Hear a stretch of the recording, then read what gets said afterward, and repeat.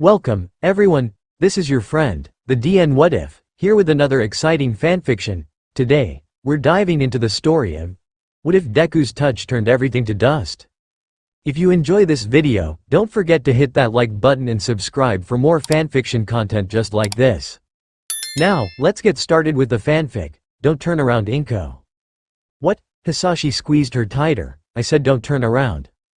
12-year-old Inko forced her way out of Hasashi's grip and turned towards the TV. What are you talking about, Hisa? Inko froze. On the screen was a news report on a recently deceased hero. This, unfortunately, wasn't out of the ordinary in Hero Society, but that wasn't what caught her attention. What caught her attention was the name of the deceased hero. Her mother was dead. Hasashi cursed and turned off the television in front of them, before grabbing her and pulling her into a hug. The kind woman who cared for everyone, and whom she had only met a few times, was dead. She distantly heard Hasashi calling her name, but she just ignored him. Her mother was dead. Inko's mind repeated this, but she still couldn't process it. Tears poured down Inko's eyes. Her mother was dead. Inko. 30-year-old Inko awoke to tears in her eyes and her husband shaking her. She drowsily sat up on the couch and noticed the clock. It was just past midnight, meaning she'd only been asleep for 2 hours. She shifted her eyes to her husband and fully processed that he was there. Immediately she latched onto his larger frame and hugged him with all her might. I see that you're happy to see me. Hasashi forced out with a grunt of pain. Inko immediately let go of him. Sorry, it's just been so long since I last saw you. Hasashi's expression slowly morphed into a shit-eating grin. You know it's fine to be rough with me. Let's just make sure Izuku is asleep before we get started. I can get the whip if you want. Inko slapped him upside the head, blushing furiously. You incorrigible horn dog. Hasashi let out a hiss and gave her a slight glare. You damn harpy, you almost ripped off my scalp. Inko, still blushing furiously, replied back with a scream. I'll show you a harpy. Inko pushed Hasashi onto the couch before playfully beating on his chest with her fists. Hasashi laughed and responded in an overdramatic voice, I give in, you're just my harpy.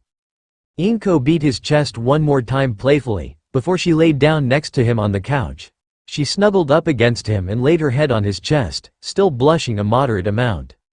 I'm so happy you're home. Hasashi lowered his hand and stroked her head. So am I. Besides, do you think I would just skip out on my only child's 4th birthday? You missed his 3rd one, Hasashi winced. Oh come on, you and I both know that my flight got delayed due to that villain attack at the airport. Inko gave him an annoyed look before laying her head back on his chest. They sat in silence for a few minutes before Hasashi broke the tension with a question. Do you want to talk about it? I don't know. Was it the one where you watched her die again? Inko looked up in surprise towards Hasashi, who now had a half-hearted smile plastered on his face. You always cry when you have that dream. Inko looked down with a small tremble. You know me too well. Hasashi stroked her hair for a minute. I never really understood why you cared so much about someone who abandoned you and separated you from your brother. Inko considered his words before responding.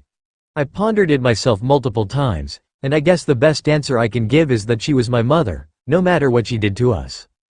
Inko clenched his leg fearfully. Besides, no one deserves to die to that thing. Hasashi looked thoughtful for a moment. Have you started training Izuku yet? Inko shook her head. No, he's way too young for that. I plan on starting when he's about 7. He needs to be fit enough to defend himself if that monster ever figures out who he is. Hasashi let out a sigh before leaning back. You should go to sleep. We have to get up bright and early to check if our little Izuku got his quirk yet. Inko let out a yawn of acknowledgement before drifting off on her husband's lap. Izuku woke up to find his hands had gone clean through the bed. That was odd. The little 4-year-old pushed his hands against the ground, trying to push himself up. The instant he did, however, his hands went straight through the floor. Izuku panicked and started screaming. Almost inhumanly quickly his mother and father, when did daddy get home, smashed open his bedroom door in battle-ready stances. They looked around quickly for an intruder before seeing the predicament their son was in. Inko, being the one closer to Izuku, pulled her son off the bed, while Hasashi continued scanning the room for anything out of the ordinary. They both looked extremely tense, eyes darting around the room near constantly. As Izuku sat in his mother's grip, he let his body relax and leaned into her. He reached up with his left hand and tightly squeezed his mother's hand with his own. He stopped squeezing when his mother screamed out in pain and let go of him. He whipped around to see what was wrong and froze at the graphic sight before him. The top layer of skin on his mother's hand was completely gone, exposing the muscle beneath. Blood seeped from the wound and immense pain was etched on her face. His father quickly grabbed his mother's arm and examined the skinless patch on her hand. His worried face slowly morphed into one of understanding before turning his head towards Izuku. Izuku was in the process of lowering his hands down to his sides when his father suddenly grabbed his arms and pulled them as far away from his body as possible.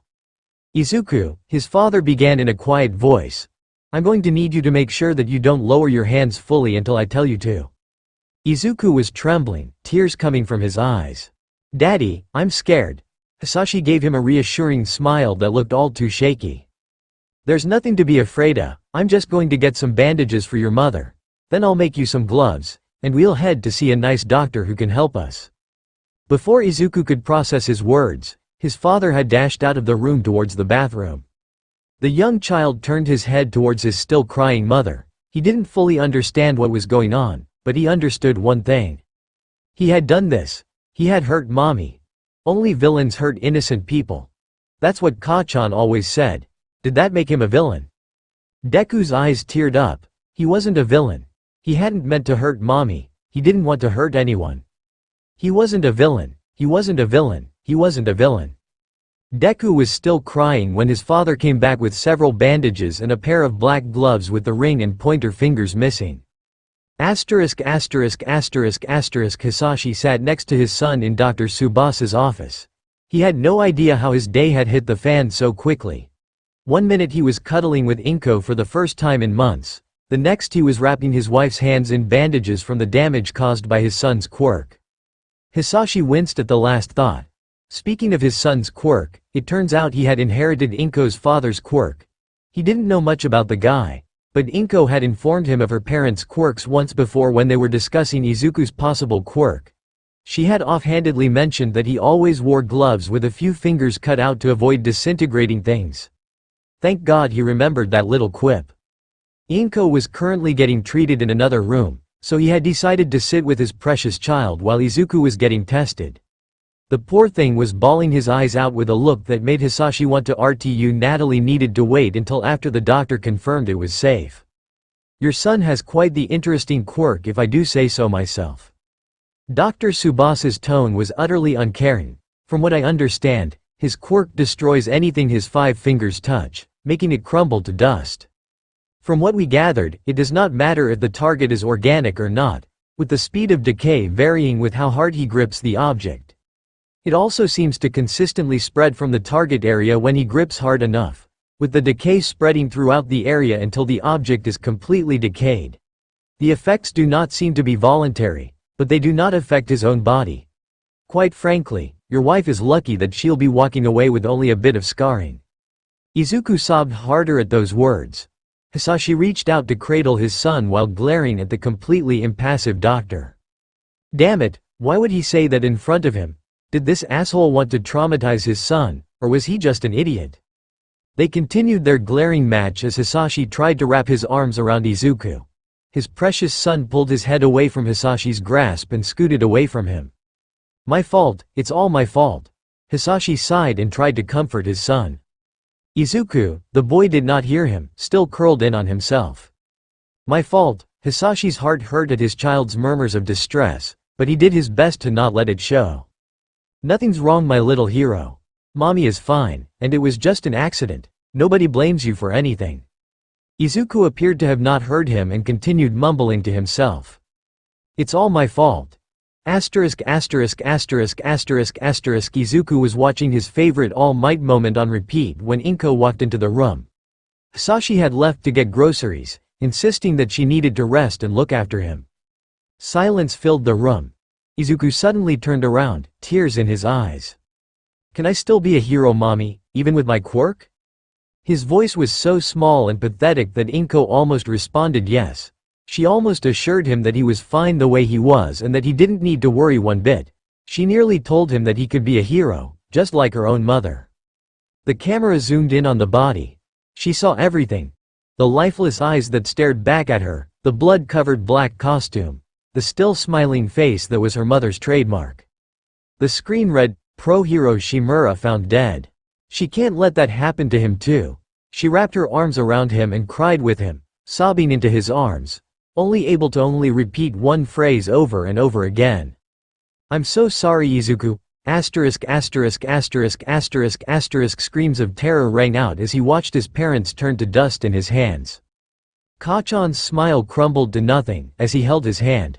All Might raised his fist, preparing to punch him. Izuku woke up terrified, gripping the sheets with his still glove-clad hands. He gripped his throbbing head. "I'm so sorry, I'm so sorry, I'm so sorry." Katsuki was wondering what was wrong with the shitty Deku. He'd been quiet and dead-eyed all morning, avoided touching people the whole day, had refused to do their super-secret handshake, and had gotten all tense and scared looking when he had slapped him on the back. Not to mention the weird gloves he was wearing. Seriously, why who would design gloves with only 3 fingers? It looked stupid. At recess, he cornered him with his group of extras. "What's wrong, shitty Deku? Why have you been avoiding me all morning?" The shitty Deku looked around nervously, trying to find a way out of the situation.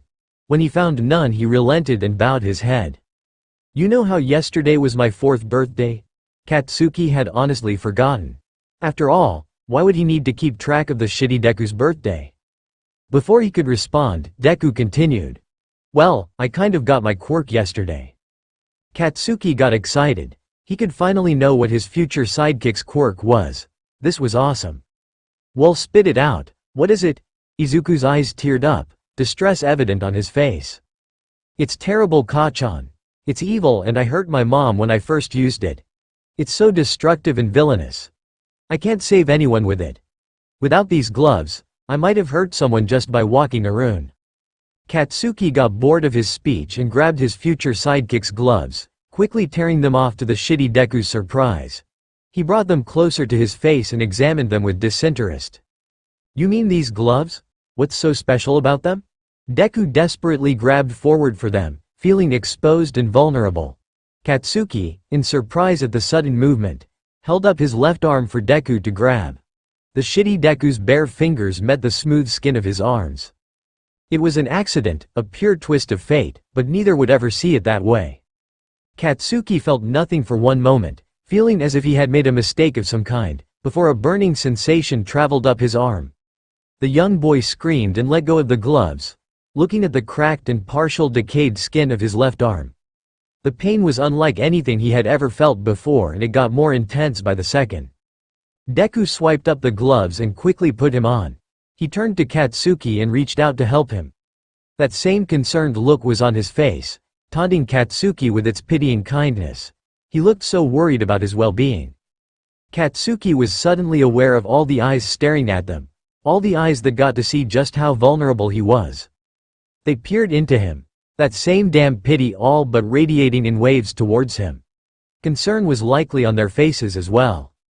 Everyone was looking down on him. Katsuki screeched, knocking the smaller boy to the ground with a powerful kick unintentionally aimed at the solar plexus. "Get away from me, you stupid villain." Katsuki stood up and brushed himself off, desperately trying to save face right after facing such humiliation. He did his best to ignore the growing pain in his left arm and looked up at the trembling Deku in front of him. "If you ever come near me again, I'll kill you." With unnatural haughtiness for a 4-year-old, Katsuki turned to face a teacher and walked alongside him with a sneer to the nurse's office. He never saw the hurt, tearful look Deku shot at his back as he strolled away. Katsuki didn't talk to Izuku anymore after that. Neither did anyone else for that matter. 9-year-old Shigaraki was playing one of his favorite games, a remaster of the 200-year-old game known as BioShock, when Kurogiri poked his head into his room. "Young master, it's time to go to bed." Shigaraki half-heartedly grumbled about the unfairness of his curfew before saving his progress and turning off his console. He got up and started heading towards his bed when Kurogiri grabbed him by the shoulder. He glanced up in confusion at his caretaker's gesture. "I'm sorry, I forgot to mention that sensei wished to talk to you first." Shigaraki's eyes widened and he dashed out of the room towards the TV in the bar. He quickly sat down in front of it and turned to look expectantly at his guardian. Kurogiri walked over, and with a sigh, turned it on. The familiar words of, "audio only," on the screen. "Shigaraki, my dear child, how are you doing?" The young child, being far too naive to the world around him, didn't notice the lack of emotion in the question or the subtle flinch of his caretaker at the sound of the voice. "I'm doing great, sensei. I just beat that game you recommended to me. It was pretty garbage though. How are you doing?" Sensei let out a blatantly mirthless laugh before replying. "It's a pity you did not enjoy it, but I'm doing just." Shigaraki's eyes sparkled as if they were stars at his sensei's words. The excitement and adoration on his face were almost adorable, causing a small smile to form under the fog of his guardian's face. "That's great, sensei. Do you know if or when I'll get to see you next? I miss you so much." Sensei paused before continuing. "No, my child, I'm currently dealing with the problem of All Might. All Might would come and rescue him just like Sis said. He had to, because All Might saved everyone, regardless of if they were a hero or villain. He had to, the adults kept passing by, telling him the heroes would come eventually, before just walking away. He knew that the heroes would come as long as he stays put, just like his sis always said. Eventually, why had nobody come to rescue him yet? Why was he all alone? Why were mommy and sis gone? Was he that pathetic? Did he matter that little? He was so hungry, he was so thirsty, he was so alone. Where were those footsteps coming from? And once that's over with, perhaps I'll come for a little visit." Shigaraki zoned back in and realized that he had missed the response to his question. "Can you repeat that again, sensei?" Kurogiri noticeably flinched, but sensei let out another mirthless laugh that echoed throughout the bar. "I'm sorry if my response bored you, my child. To keep it brief, I'll visit after All Might is dealt with." All Might. The name he hated more than anything. The man who promised to help others, no matter the circumstance, but never came to help him. He wanted to hurt him like he had been hurt, decay him until there was nothing left, tear his flesh apart, and scream about how he had never come to help him. But he was still too weak, he needed to get stronger.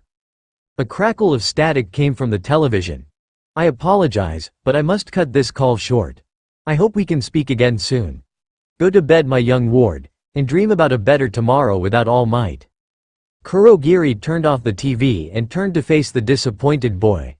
With a gentleness that was quite unnatural for the career villain, the fog villain lifted up his young ward and carried him to his bedroom. The criminal gently laid him on the bed, pulled the covers to his ward's neck, and turned off the lamp next to his bed. With a small kiss on the forehead goodnight, Kurogiri left the room to resume his duties. Shigaraki went to sleep that night thinking of all the pain that he would cause All Might, and how proud sensei would be when he achieved his goal. Illegal use of powers during rush hour and robbery resulting in bodily harm. Kamui Woods posed dramatically. "You're truly the incarnation of evil." His wooden arm rapidly grew outwards, attempting to surround the villain. Binding, lacquered chain canyon cannon. Mountain Lady slammed into the giant villain with a powerful dropkick. The villain was sent flying into the street, landing unconscious in the middle of it.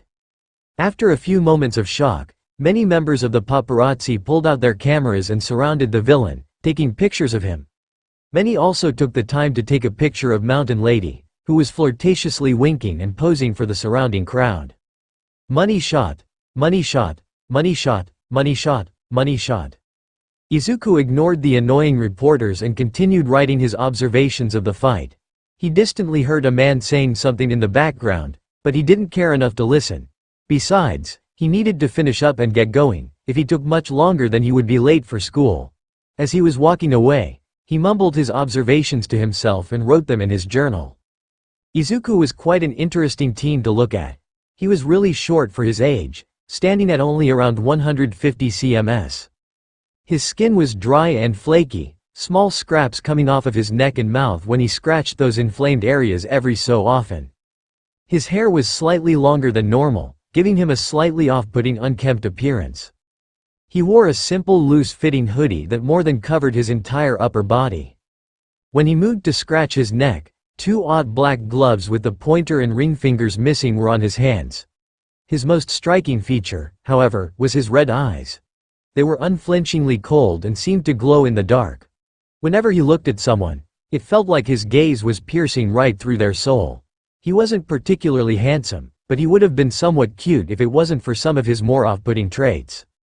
As the young teen walked down the street, he quietly mumbled to himself as he wrote in his journal. Mount Lady displayed a very noticeable desire for personal glory, suggesting that it would be easy to separate her off or use her against her teammates in a fight. Kamui's attack appeared to have a large wind-up time, which could open him up to a free attack. What kind of wood does he use anyway? Oak. It might be worth looking into it at least a little bit. Izuku took a look over his notes to make sure they were satisfactory. He needed to make sure he was ready to fight against anyone at any time during hero work, just like his father always told him. 7-year-old Izuku sat with his dad in front of the TV, ready to start the new training his father had talked about. His father smirked at his excited expression and ruffled his hair. Now Izuku, today I'll be teaching you something you need to practice even while I'm away. You need to promise me that you'll practice it every day. Izuku reverently nodded his head. Yes, Daddy. His father resisted the urge to squeal in happiness from how cute his son was, as he slowly explained the training he wanted his son to practice. Good, what I'm teaching you today is how to analyze. As a hero, you need to be ready to fight against any enemy at a moment's notice. Knowledge is power, and not knowing your enemy could very easily get you killed. The same goes for your allies. Izuku cocked his head childishly. But why would I need to be ready to fight my allies? Aren't they there to help me? Hasashi smiled sadly. You never know when an ally might turn against you during a fight. We live in a society where everything from mind control to memory alteration exists, not to mention other reasons such as blackmail. You never know when an ally might be turned against you, and thus you need to be ready to defeat them at a moment's notice as well. Do you understand? Izuku nodded feverishly. Yes. His father smirked before handing him a simple notebook and a pencil. Good, then our training can begin. His father had spent days drilling him on the most efficient ways to analyze a person and their weaknesses. He had practiced the process over and over again, with more heroes and villains than he could possibly count. He was nowhere near as good as his father, but he was pretty damn close. Glancing over through the window of a nearby cafe, he suddenly stilled and slammed his notebook shut. He started running like hell itself was on his heels. Shit, he was going to be late. Katsuki ignored the annoying fuck yammering on in front of the class about knowing what they were going to do with their lives. Why should he care? He already knew that he was the protagonist destined to be the #1 hero. The annoying fuck smirked and threw papers into the air. But you're all planning to go into the hero course, right? All the annoying extras around him started cheering like the side characters they were. Teach, don't lump us all in the same group. I'm not going to be stuck in the bottom with the rest of these rejects. Katsuki laughed vocally at the protests of the imbeciles who surrounded him. Did they really think they could be heroes with their pathetic excuses for quirks? They'd be crushed within days of leaving the academy? The teacher looked down at a sheet lying on his desk. Oh, that's right. You're planning to go to UA, right, Bakugo? Katsuki grinned at the disbelieving whispers of the extras around him. The side characters really should have known that's where he was going to go. The best of the best came from UA and only UA to make sure he was the top dog. He needed to make his way into that school. Then, nothing could stop his ascension to greatness. His teacher suddenly grimaced before looking up with a strained smile. I see that you applied for UA too, Midoriya. Everyone in the class froze. They all slowly turned around and looked at the student in the back, slouched over, and writing in a notebook. He continued to do so for a few seconds before he noticed everyone staring at him. Flushing slightly, he gave them all a shy smile. Everyone turned around and started whispering as Katsuki felt his temper begin to flare.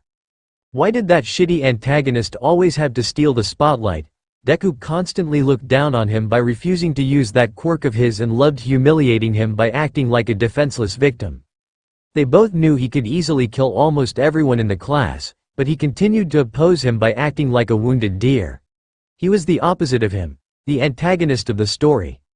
The only thing he could be was the villain.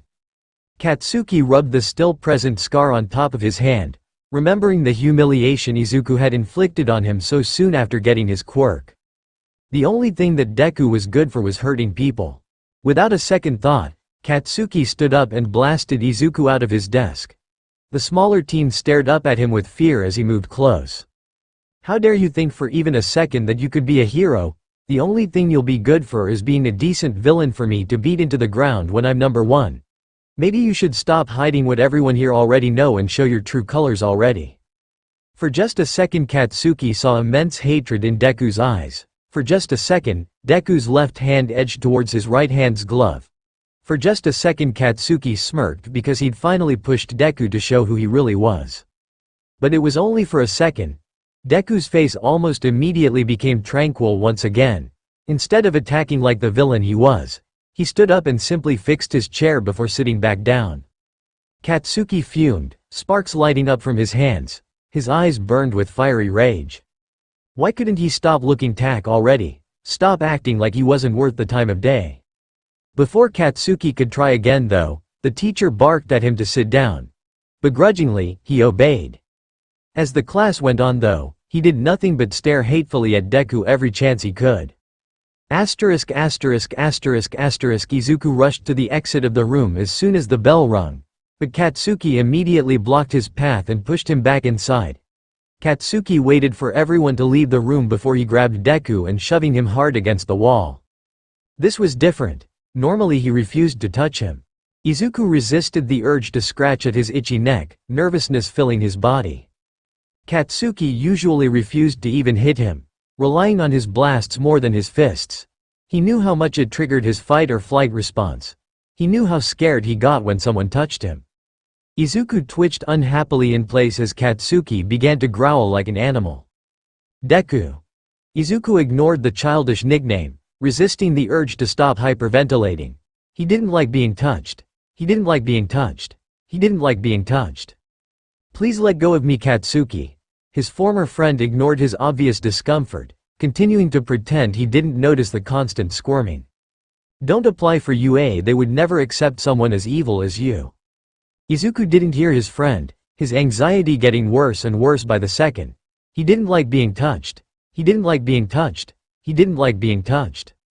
Please let go of me, Katsuki. Katsuki continued to rant nonsense. You are nothing more than my foil, an antagonist for me to defeat. I'm the main hero and you're the main villain. Just realize that already so I can show everyone how awesome I am and beat you into the... He didn't like being touched. He didn't like being touched. He didn't like being touched. Let go of me. Izuku kicked Katsuki hard in the solar plexus, escaping his grip and causing the other boy to stumble backward. Izuku calmed down. It was okay. No one got hurt. He didn't hurt him again. He didn't hurt anyone. He wasn't going to hurt anyone ever again. Katsuki was wrong. Izuku almost missed Katsuki's next words in his effort to calm down. You villainous fuck, why don't you just save me the trouble and just jump off the roof already? It's not like anyone will care either way. Katsuki dashed angrily out of the room, leaving Izuku in shock. Is that what he thought of him? Did his former friend really hate him that much? Was he really that bad? Izuku's guilt consumed him and he curled up against the wall, sobbing softly to himself in the corner, mumbling to himself over and over again. I'm sorry. I'm sorry. I'm sorry. Izuku's walk home was quiet. All he could do was ruminate over his day, trying to figure out where he had gone wrong. He had finally calmed down from his fight with Katsuki, but he still felt frustrated. On one hand, he was at fault for being such a monster. After all, who wouldn't hate him after all the stuff he had done? He grabbed desperately for his gloves, screaming, so much screaming. I'm so sorry. I'm so sorry. I'm so sorry. Izuku shook himself to clear his head. On the other hand, Katsuki was just as bad. He burned him, cursed him, and harassed him constantly with little to no remorse. He constantly called him a villain. Deku's eyes teared up. He wasn't a villain. He hadn't meant to hurt mommy. Deku shook his head harder this time, trying to dispel his memories completely. If he was being honest, he hated Katsuki, and he knew the feeling was mutual. Yet he couldn't really blame Kachan for his harassment. He had done far too much to ever earn even the slightest bit of friendship back.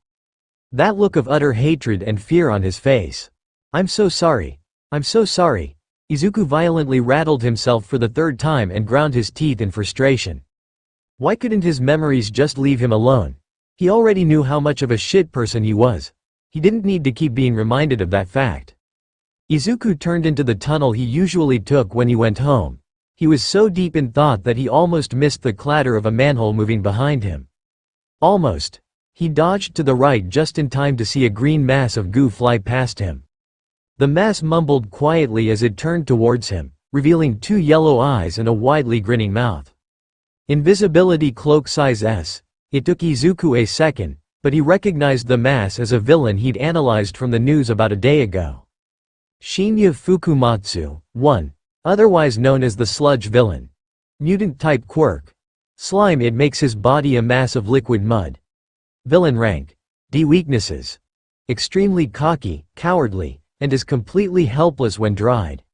His visible body parts are also quite vulnerable. Before Izuku could think of a plan, Shinya jumped out at him again.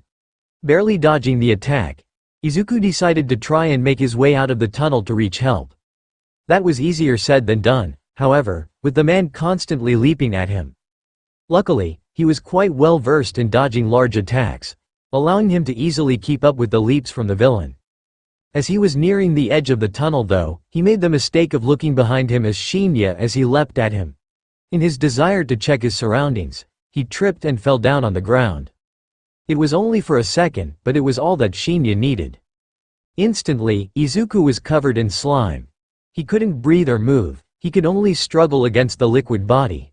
He thrashed helplessly, only making the villain laugh maliciously. He didn't want to die. Despite how miserable his social life was, he still had his mother and father. He couldn't leave just them behind. In his desperation, Izuku grabbed his right glove in his left hand and, after a moment's hesitation, removed it. He hated his quirk, more than what was probably healthy for him, but his need to survive overpowered his hate. "Struggle all you want, kid, but nothing you do will harm me," Shinya laughed. Izuku freed up enough space for his arm to reach up and grab the villain's eyeball. All Might rushed through the sewers trying to figure out where the villain had gone. He should have been able to easily catch him, but his time was nearly up for the day and he was really starting to ALOW down. Hearing an ear-piercing scream coming from a manhole right above him, he punched upwards and jumped through the opening without a second thought. "Do not worry, citizen. I am here." It took him a few seconds for him to realize that the screaming was coming from the villain he had been chasing. He was hunched over in the corner, hugging an empty spot on his body where All Might vaguely remembered seeing an eye before. From what little he could tell from the villain's expression, he looked absolutely terrified. Off to the side, he saw a small child in a hoodie with a single glove on his right hand throwing up what appeared to be green mud from the villain's body. All Might hesitated for a second at the confusing sight before punching the villain hard enough to splatter him against the other side of the tunnel. Deciding to check on the still barfing kid first, he ran to his side and looked him over. Unsure how to help, he asked an admittedly quite dumb question. "Hey kid, are you all right?" The child finally regurgitated what looked to be the last of the mud, before turning to look at him with a look of shock and fear. On closer inspection of the kid's face, it became more obvious that what he thought was a child of about 10 was actually just a small teenager. Really tiny one if he was being honest. His red eyes pierced through him, almost as if they knew his every regret and mistake. All Might took a step back, which seemed to make T shake pathetically even more. There was something about those red eyes that looked very familiar, but he couldn't place exactly what. Maybe he has met him before. As he realized that the teen was still staring at him in shock and fear, he straightened himself up and decided to wait for him to speak. He shouldn't rush him, that would just make him even more terrified. The teen finally calmed down, suddenly looking to the ground in what appeared to be shame. He trembled in fear for another minute before speaking in a downtrodden voice. "Are you going to arrest me?" All Might was stupefied. "What?" The child trembled before grabbing his head and clutching it. "I used my quirk without a license and severely injured the villain. Even if it was in self-defense, what I did was illegal. All Might stared at the child, baffled that he could think such a thing, before laughing at the absurdity of the question. When the teen looked up with a confused face, All Might stopped laughing and patted the child on the back. The young boy noticeably stiffened at the contact, causing All Might to make a mental note at avoiding physical contact for the rest of their conversation. Of course not, young man. What you did here was totally justified. Why, in your place, I would have done the same thing. Besides, it's not illegal to use your quirk in self-defense. The kid looked up at him in shock with those stunningly familiar eyes. Where had he seen them before? The teen looked like he was about to protest, but All Might cut him off by holding out a hand for him to grab while smiling gently. You didn't do anything wrong. Don't worry, I am here for you, too. The kid stared at him for a moment, before placing on an odd glove with 2 fingers missing on it. He reached out with hesitation and grabbed All Might's hand, being pulled to his feet. All Might gave him one more small smile before turning around to look at the villain that was still splattered against the wall. Now how could he take care of this? Izuku was still in shock. All Might, freaking All Might had come to save him. His #1 idol had come and saved him. That was so cool. As he watched All Might walk back over from putting the Shinya in a bottle, the realization of what just happened hit him. He had screwed up badly during his fight. He had made a basic mistake that his mother and father had drilled him not to do repeatedly. He would have died if All Might didn't show up. Izuku rubbed his hand, not to mention that he had just used his accursed quirk. He suddenly felt disgusted with himself. If the Shinya had been any other villain, there's a good chance that he could have died from decay. If he had to kill people to be a hero, then what kind of a shitty person was he? As he wallowed in his guilt, he didn't notice All Might walking over to his backpack and grabbing a book that had fallen out.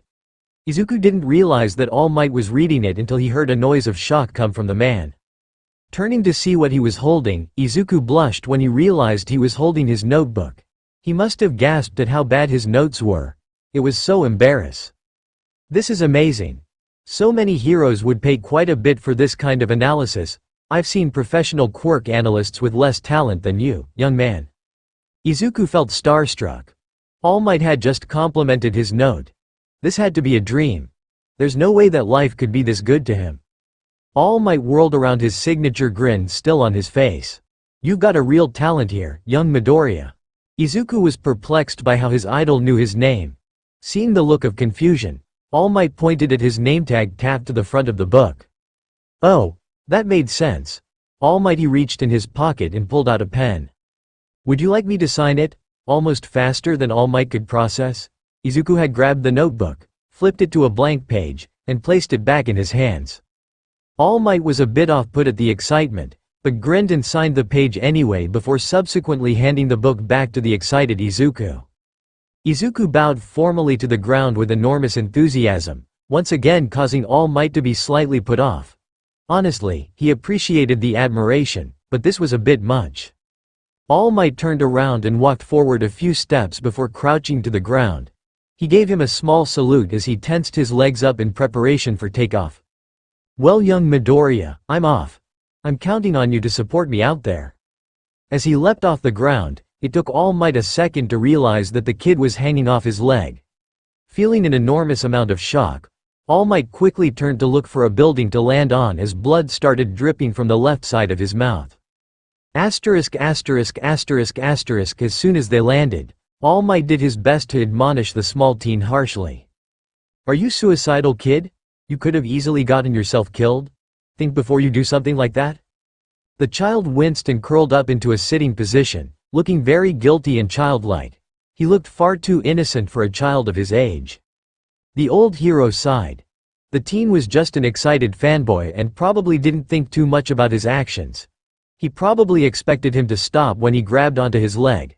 The boy wasn't really at fault. He should have just checked before he had recklessly leapt away. Also, he just honestly couldn't find it in him to stay angry at that childish face and piercing eyes. Seriously, where had he seen them before? All Might felt pain flare in his torso and quickly turned around. Well, I need to leave, young Midoriya. I hope you have a nice day. The kid shot up and meekly yelled to him as he prepared to jump again. Wait, I have a question for you. All Might paused. He really should get going, but something about the kid's tone made him hesitate. Can a person be a hero, even if their quirk is evil?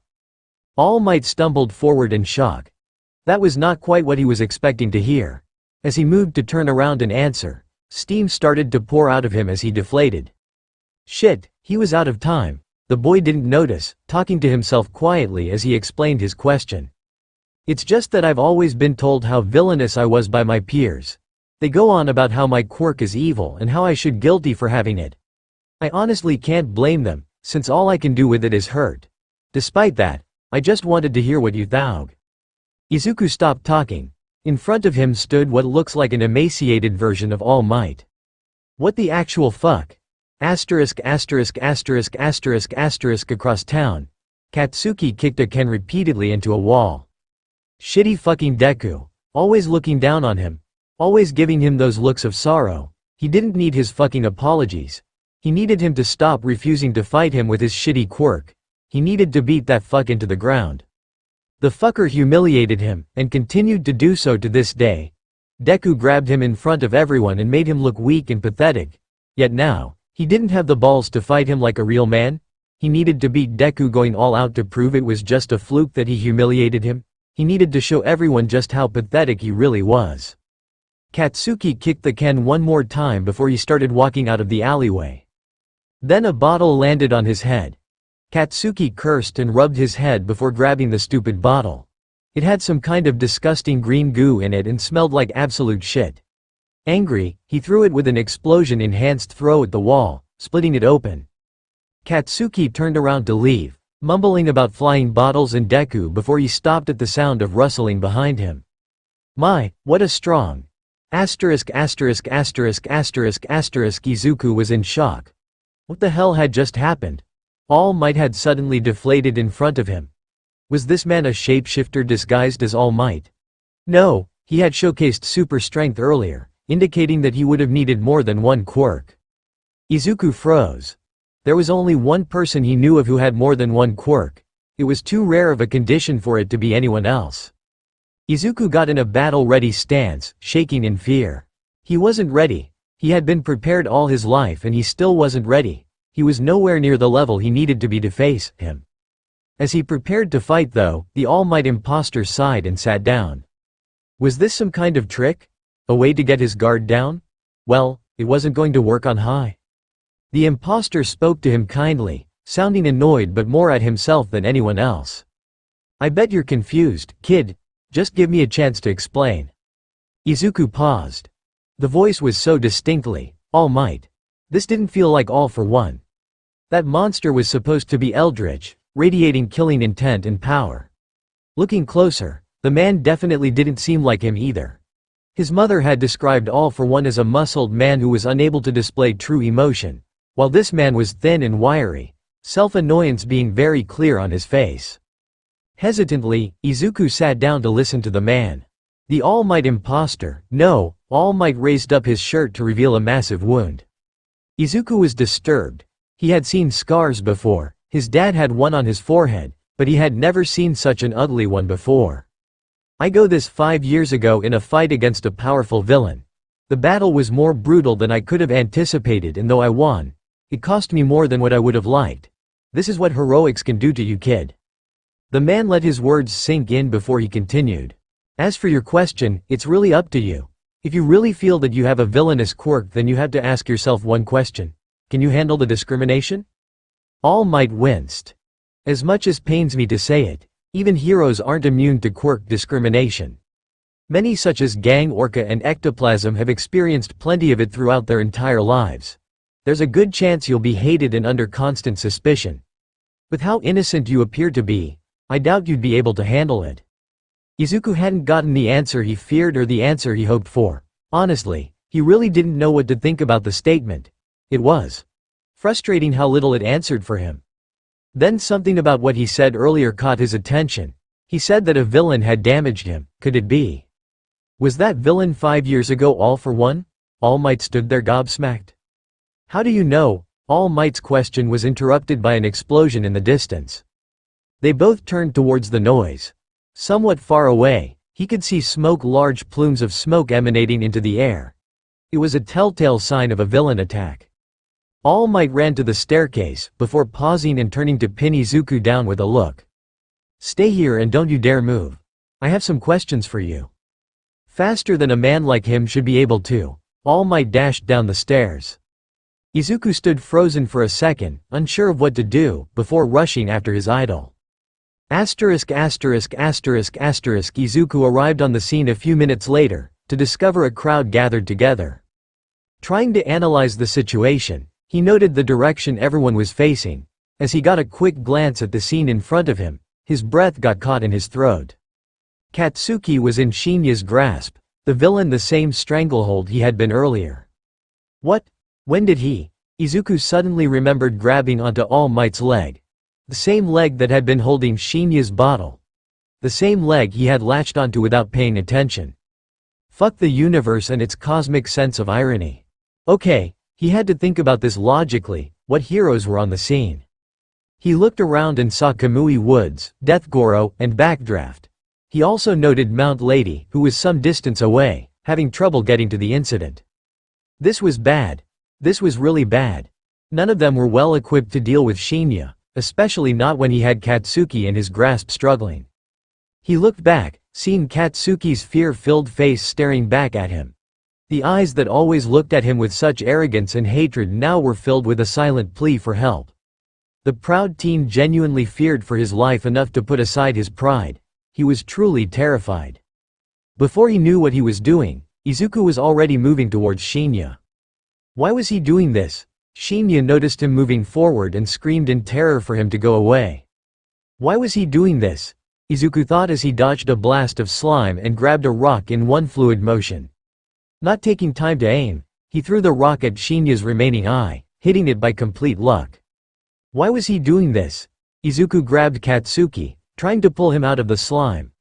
The boy struggled against him, seemingly refusing to be saved by him despite the terrible situation he was in. He hated Katsuki, so why was he trying to save him? Then he remembered why. That's what I love so much about you, Izuku. His father's voice was soft as he patted his head. You run into danger to save people, no matter the cost to yourself. You're willing to do anything to help anyone with their problems, regardless of how you'll be affected or how terrible they are. You're selfless to a fault. As dangerous as that trait is, it'll help you be a better hero than I was. Izuku, filled with determination after that memory, pulled hard enough to just Katsuki out of Shinya's body. With the little strength he had left, he pushed Katsuki aside, moving into the path of a tentacle flying at the two of them. Before it hit, however, a blur grabbed it in midair. With the strength of Kabrakan, a monster who could shatter mountains, All Might pulled his fist back and punched the villain, splitting the heavens themselves apart through sheer force, splattering the villain against the walls and clearing the very clouds from the sky. Izuku was walking home alone and frustrated. He had been admonished by the heroes for his reckless rescue, with All Might not even making eye contact with him as he talked to reporters. He had really screwed up. He already knew All Might was coming and leapt in like a reckless idiot. He truly was hopeless. He sighed to himself, thinking over the chaos of the past day. He froze as he heard someone running up behind him. For the love of God, if it was another villain, he was going to lose it.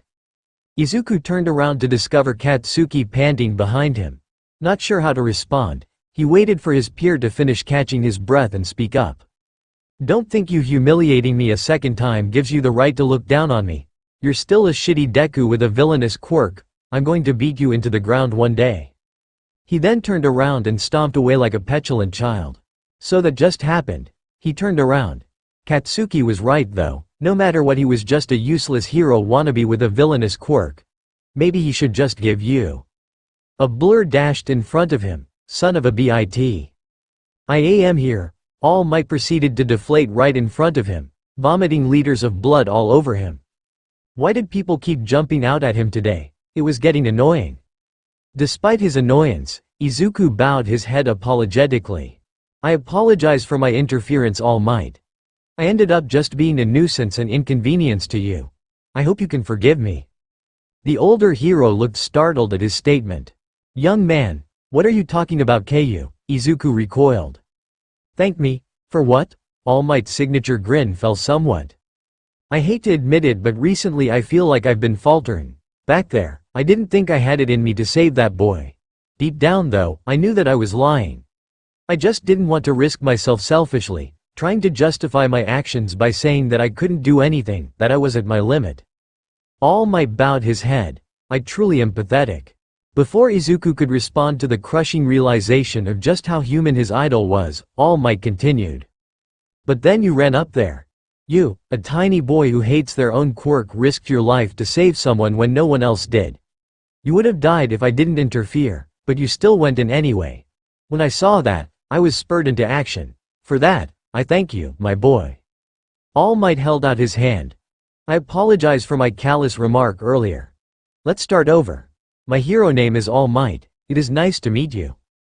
Izuku, a bit flabbergasted at the apology coming from his idol, took All Might's massive mitt with his small, gloved hand. My name is Midoriya, Midoriya Izuku. All Might's eyes widened in recognition. You wouldn't happen to be related to Shimura Inko, would you? Izuku nodded. Yes, that's my mother's maiden name. Do you know her? All Might shook his head. Not personally, but her mother was my master. Izuku was shocked. Wait, his grandmother was All Might's master? Why was he never told about this?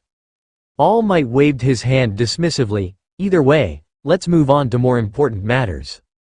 Izuku mumbled to himself. That sounded pretty important to me.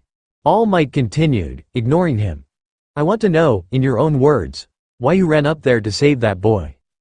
Izuku thought for a second. He already knew why, but how should he phrase it? I guess, it's just what I had to do. It doesn't matter who it is, when I see a person struggling, I just can't ignore them. No matter who they are or what I have to do. I feel like I need to end their struggle.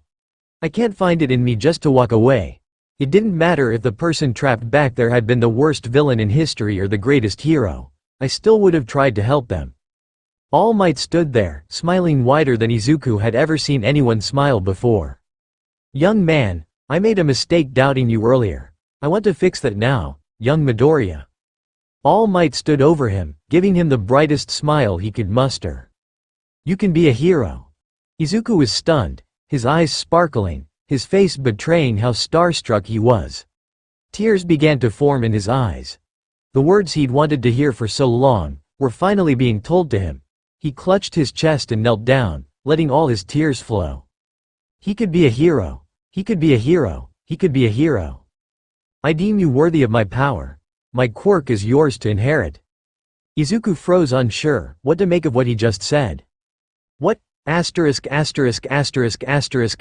Shigaraki sat on his couch flipping through the channels. Boring. Boring. Boring. Porn. Boring. Boring. Boring. 20-year-old Shigaraki paused just in time to stop himself from changing the channel. The news channel on the screen showed a young child in a black hoodie and wearing gloves with 2 missing fingers. Pausing the TV screen, he moved closer to get a better look at the boy. Something about his face was familiar. Child named Izuku. Midoriya saves his classmate from a villain, only to be saved in turn by All Might. Shigaraki scratched absent-mindedly at his neck. Midoriya Izuku, huh? He looked so damn familiar. He just couldn't place why though. Taking a closer look, Shigaraki flicked his eyes over the teen's pale flaky skin, messy hair, and odd gloves. He wore similar gloves to bed every night, in order to prevent decaying something in his sleep accidentally. They were a nice crutch to keep him from destroying things accidentally. Now far more interested, Shigaraki looked over the child closer, noticing something that nearly made his heart stop. The child had dark, crimson eyes, the color of blood. Eyes that struck fear into people just by looking at them. Eyes that pierced into people's souls. Eyes that were identical to his own. Shigaraki scratched his throat, his curiosity more than a little aroused. Congratulations Midoriya Izuku, you've piqued my interest. First off, Izuku will be receiving one for all in this story. I know that I've received a lot of complaints about this, but I have my reasonings. For those worried about me sticking too closely to canon, you should see my post-sports festival drafts. Canon becomes a loose template after the sports festival, with some events being cut or reordered, while new ones are added. Even before then, many changes will make the story significantly different from canon. Second off, is that I will be delving into some more, lesser-known parts of canon. Many characters who have smaller appearances in the background, like the vigilantes from My Hero Academia illegals, OG Harem from Gentle's video, and Destro will be playing minor to major roles. Due to the lack of info we have on some of these characters, I will be making backstories and powers that fit for them within the world of My Hero Academia. Thirdly, I'm planning on including a few interlude chapters here, and they're titled Secret Origins, to provide backstory to characters who don't have any, as well as to flesh them in the world out. For example, the first one planned is a chapter called Secret Origins Number 1, The Phoenix and the Dragon. Finally, I have gotten some questions about Hasashi. While his true motives are going to be unknown to the audience for a while, you will get more and more hints over time. But I'll give you 3 words to hint at what he's going to be doing. Make of them what you will. Stain Endeavor Rappa, see the end of the chapter for more notes. Chapter text. What? All Might laughed at the expression on the child's shocked face. Oh my god, you should see your face right now. After laughing for a moment more, All Might smirked and pointed his finger up to the sky. Decide now, young Izuku, do you want to inherit my quirk? Izuku stared for a second more before he started murmuring everything he knew about All Might. The words were coming out so fast that All Might didn't really know what he was saying. After standing there awkwardly for a moment, All Might cleared his throat to regain the attention of the still muttering Izuku. Blushing, Izuku stopped talking and motioned at him to continue. As I was saying, All Might began. My quirk is an ability known as One for All. It is a quirk passed down through the generations, with one person cultivating the power before passing it on to the next. It continues to grow as it gets passed along, getting more and more powerful. But why me? There are hundreds of stronger quirk users out there to give this power to. With One for All, they could be unstoppable. All I am is a useless villain, Izuku said self-depreciatively.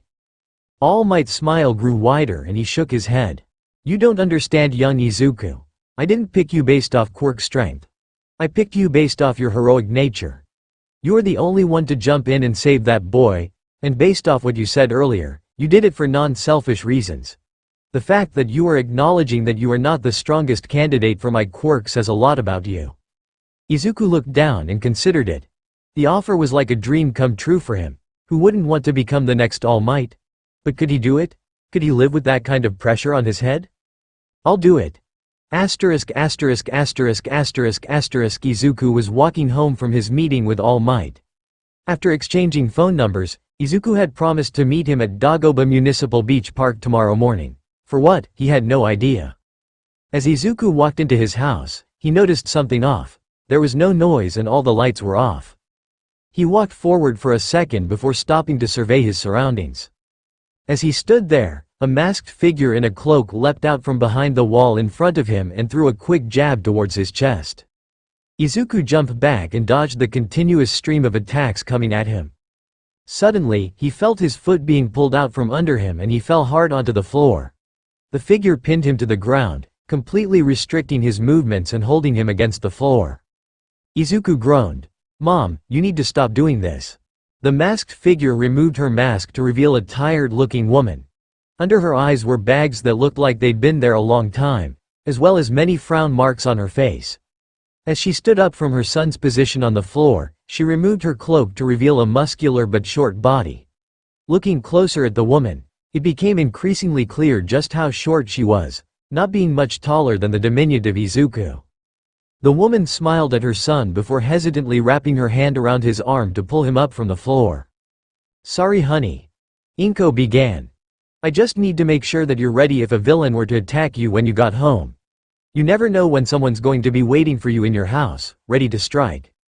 Izuku rolled his eyes. He was used to his mother's paranoia by now. She was constantly afraid of villain attacks from the villain that had killed his grandmother. She constantly attacked him when he got home to prepare him for a villain attack, and today was far from the craziest attack she had pulled. He had found out the hard way that his mother had knives all over the house, which she was ready to pull towards her for a fight at any moment. His mother slapped him upside the head before he realized that he had mumbled that aloud. His mom glared for a second more, before walking over to the couch and sitting down. She motioned Izuku over to sit down next to her, which he promptly did. "So Izuku," his mom began, "did anything interesting happen today?" Izuku nervously scratched at his neck, an unfortunate habit that had been increasing the past few months. "No," his mother glared at him in annoyance. "Oh really? Then I guess that villain attack you were involved in was nothing then." Izuku started sweating hard. No matter how he answered his mom here, he was screwed. "Well, you see, what the hell Izuku? I told you to stay away from that stuff. You could easily get yourself killed," Inko screamed in rage. Izuku felt a twinge of anger in him. "I couldn't just let Ka-chan die, mom. And what do you owe that little fucker anyway? He's done nothing but torture you for years. Name one good reason why you saved him. What kind of hero would I be if I just let him die?" Izuku only realized how royally he had screwed up after his mom got up and loomed over him. "And why are you so insistent on being a hero anyway? For fame, money, girls? What is so damn interesting about risking your life day after day? All you'd accomplish is attracting all for one to our doorstep." Izuku was sick of this conversation. No matter how many times he tried to explain why he wanted to be a hero, she would always try to crush his dreams and explain why he was stupid for even thinking that. "I just want to help people, mom. Then be a goddamn firefighter or doctor. Choose anything that won't attract attention. I won't stop you if you choose this pathway, but I will do everything in my power to dissuade you." Izuku got up and walked to his room. He ignored his mother's protest for him to stop walking away and slammed the door behind him. He let himself fall face down onto the bed. Today had been a long day. Asterisk asterisk asterisk asterisk asterisk. "Well, this is quite interesting," Shigaraki mumbled to himself. He had just spent the last several hours researching the Izuku boy that shared so many similarities with him, but had yet to find anything substantial. No matter what he searched, he couldn't find anything. No records, no addresses, not even a file in the copy of the Quirk database that Sensei had given him a few years back. Someone had gone to a lot of trouble to make the boy D, but that wouldn't dissuade someone like him. Contrary to what other villains know about him, he was a rather smart man. If he couldn't find where the boy lived online, he could find out through tailing and surveillance. He clicked back to the news report and looked at the uniform Izuku was wearing. A black Gakuren uniform with yellow buttons. Using that as a reference point, Shigaraki checked out the school uniforms in the area near the incident. Flipping through the different schools, Shigaraki found a uniform that matched at Aldera Junior High. Grinning to himself, Shigaraki leaned back and thought over what he should do with this information. Right now, the only thing substantial he knew about the strangely similar boy was his name and appearance. He didn't know his personality, personal morals, or even what his quirk was. It was much too early in his curiosity to jump to kidnapping, and murder would solve nothing in his current situation, leaving only talking to him and stalking left on the table. Shigaraki was a lot of things, but he was not a good stalker. He lacked the patience to wait long periods of time for his target to move, as well as an overall lack of stealth in general. Plus he wanted to know more about the kid and why he looked so strikingly similar to him, which stalking wouldn't accomplish. But how could he talk to the kid without arousing suspicion? Asterisk asterisk asterisk asterisk. The untransformed All Might was waiting for his new pupil on the beach. Checking the time on his watch again, he started feeling impatient. Where was he? Looking around, he finally saw his pupil running at a breakneck speed towards him. After throwing the sheepish-looking boy an annoyed look, he sighed and turned towards the beach. "Do you have any idea why I wanted to meet you here, young Izuku?" Izuku blinked in confusion. "No, you never told me. The main reason is that as you are now, you are not ready to inherit One for All." All Might felt uncomfortable at the crestfallen look on his pupil's face. "Don't give me that look, let me rephrase what I said. One for All is a lot to handle. Your current body, while strong," All Might looked up and down at the rather toned body the short boy had, "is not fully ready to handle it. If you're not ready to handle it, your limbs could literally explode under the pressure." After letting the boy process that mental image, All Might waved his arm towards the beach in front of him. "So we are going to use this beach to help build you some more muscles." His pupil looked over the expansive beach and gulped. "Wouldn't it be better to go to an actual gym?" Yes, but there is more than one reason I chose this route for building muscle. All Might began. I recently found out that this beach used to be quite the beauty, but it's fallen into total disrepair over the past couple of years. A hero should try to give back to the community in everything he does. All Might turned to look at his pupil's reaction and sweat dropped when he saw that he was writing down everything he had been saying. All Might cleared his throat to get his pupil's attention and continued. This will be the majority of your training, young Izuku. But there is one more thing I need. If you can remember, can you give me your measurements now? After getting his pupil's measurement, and realizing just how short his pupil was at 150 centimeters tall, he put the measurement into his American Dream plan he had made and adjusted it for them. All Might handed the plan to his pupil. This is my American Dream plan, a schedule accounting for what you'll be doing to get you ready for UA. It accounts for when you'll sleep, what you'll eat, and when you'll need to recover. If we follow this plan, we'll be able to get you more than ready for One for All in the UA exam. All Might grinned down at his determined-looking pupil beneath him. Now young Izuku, to achieve this you'll have to go beyond. Plus ultra. They both shouted in unison. Asterisk asterisk asterisk asterisk asterisk. It had been 4 months since he had started tailing the kid to find out more about him. He now knew where he lived, when he left school, and what he did after it, but he still didn't know how to approach him.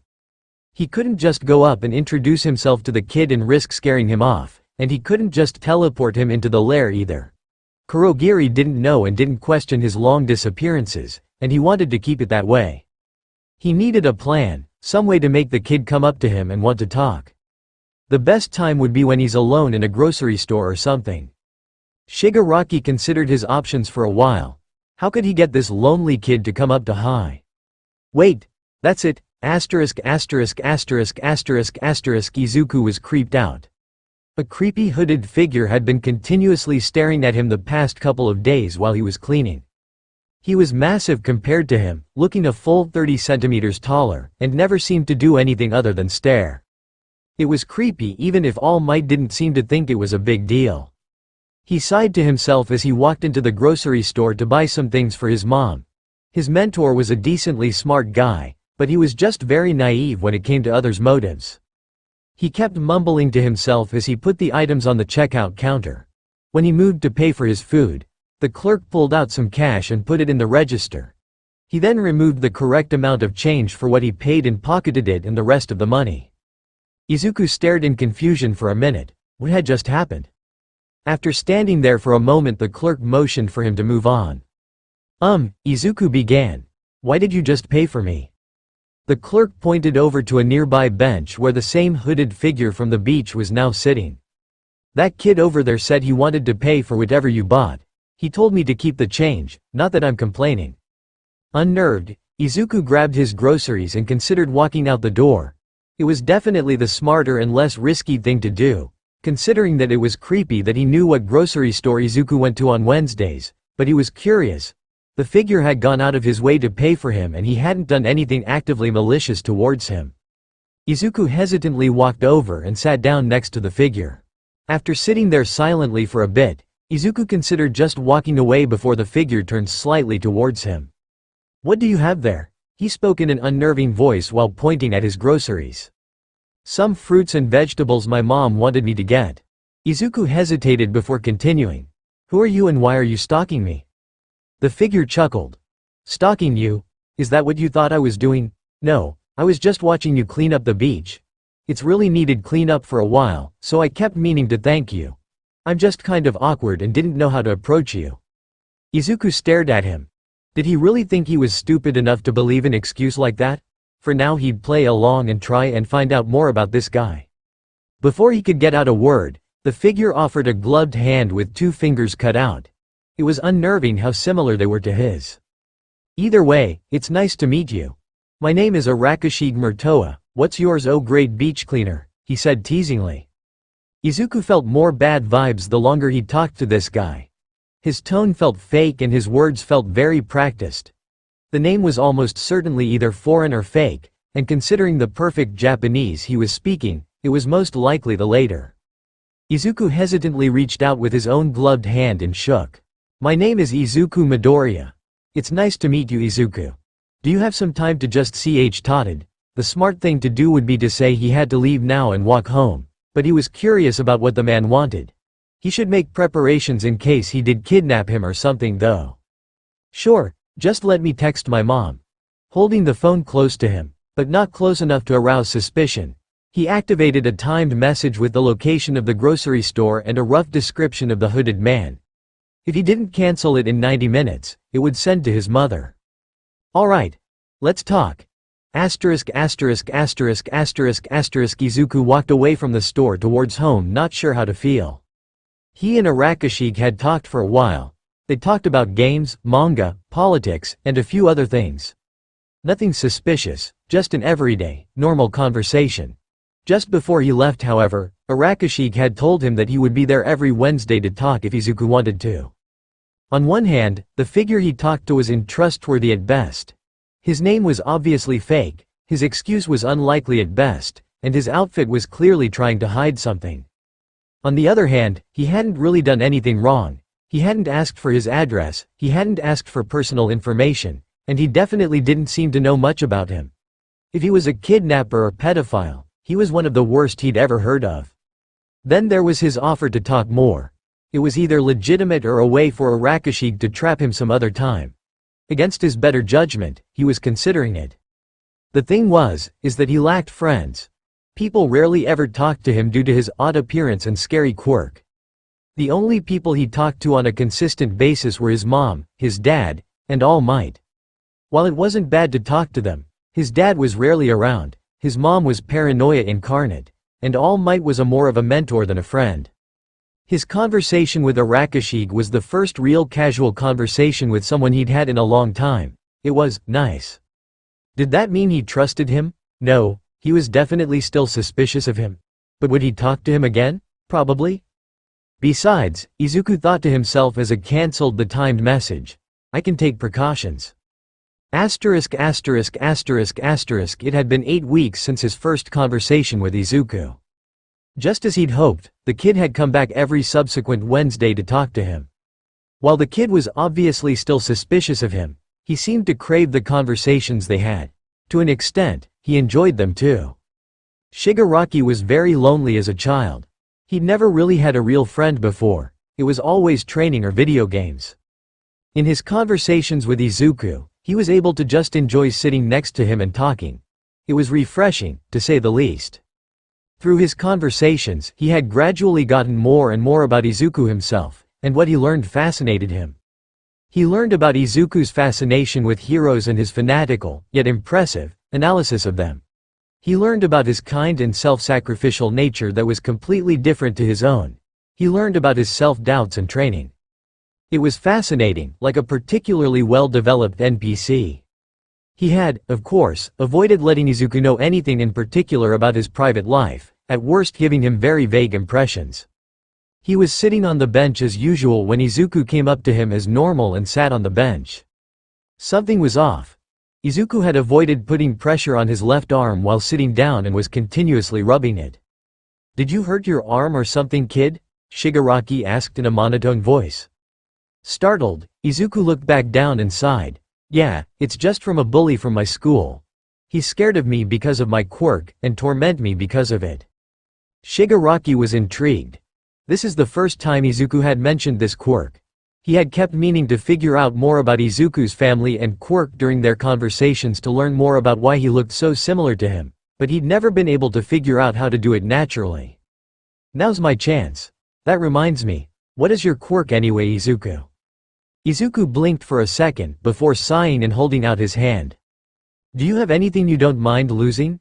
Shigaraki reached in his pocket and pulled out a pencil he kept in his pocket in the occasion that he would need it and handed it to Izuku. Izuku took it from his hand before hesitantly taking his left glove off. He then reached forward and grasped the pencil with the tips of his fingers, turning it to dust in seconds. Shigaraki stared gobsmacked as Izuku put his glove back on. How did he have the exact same quirk as him? There was no way. The chance of meeting someone with a similar appearance to him and the same quirk was astronomical. Izuku saw his stare and looked downtrodden. "I knew you'd be scared of it," Izuku mumbled to himself. Shaking off the shock of what he'd just seen, Shigaraki quickly thought of what he could do to rectify his mistake. You misunderstand. I'm not scared of your quirk, I'm in awe of it. It seems like a powerful quirk for anyone who wants to be a hero. Shigaraki forced the last words out of his mouth. Can you explain how it works? As Izuku droned on about how his quirk worked, Shigaraki stared and thought about the implications. He knew that his parents were dead by the time he was 5, so it was impossible that they had another kid. Did his father have a brother or sister perhaps? If he did, he never talked about them. He'd have to figure it out on his own. Shigaraki stared back down at the kid. Congratulations, kid. You just became even more interesting. Izuku stood at the edge of the beach 2 weeks before the exam. He had done it. He had overcome All Might's plan. Laughing, he fell backwards into the arms of All Might behind him. I did it, All Might. I beat your test. All Might chuckled down at the exhausted teenager. Yeah, you did. In fact, I think you went even further beyond what I originally thought you would do. You truly surpassed my every expectation, young Izuku. It is time for your reward. Izuku stood up and turned to All Might. All Might reached up and picked a lock of hair, before holding it out to Izuku. Eat this. Izuku stared for a second. What the actual fuck? Izuku had spent the last 2 weeks with All Might going over the theory of one for all and how it worked, after a disastrous first attempt. Cool, I didn't know my arms could bend that way. They can't. Oh. I think you should take me to a doctor. He had learned how to summon one for all and use it. Of course, he still broke his bones every time he used it, but it was a start. He stood in front of UA, ready to take on his first real test towards becoming a hero. Now, for his first step to becoming a hero, he tripped and started falling face first to the ground. I hate the universe. Just before he hit the ground, he felt himself stop falling. He then feels himself being pulled up and set on his feet. Confused, Izuku turned around to see an odd sight. A girl who was only slightly taller than him. She was moderately pretty with short brown hair, 2 seemingly permanent blush marks on her cheeks, and a kind face. Sorry for not asking your permission to use my quirk, but I figured you wouldn't mind. Izuku blinked. This was an awkward situation. Pretty girls usually avoided him like the plague. He hadn't had one talk to him willingly in years. Well, either way, good luck on the exam today, she yelled excitedly as she ran into the building. Izuku was suddenly reminded of why he was here and ran in after her. The inside of the auditorium was packed. He looked around for a seat. Next to Katsuki. He sighed and moved over to the seat before sitting down next to the glaring Katsuki. He really didn't have another option. Suddenly the stage in the front of the auditorium lit up, revealing a tall blonde man with speakers on his shoulders. What is up, participants? Thanks for coming today. Can I get a woohoo? Izuku leapt up and yelled woohoo at the top of his lungs, only to realize no one else had. Well, this is awkward. Huh, tough crowd, Present Mike muttered to himself. Well, either way, let me explain the exam to you. After a brief explanation of the exam, Present Mike asked for questions. One examinee stood up and got his attention. He was a large teen with blue-black hair, glasses, and what looked to be engines on his legs. He made motions with his hand as he clarified a few part of the test. Izuku wasn't really paying attention until he pointed at him. And you with the hoodie on, your response earlier to Present Mike's clearly rhetorical statement was distracting. If you're not going to take this seriously, you should just leave. Izuku felt a surge of anger.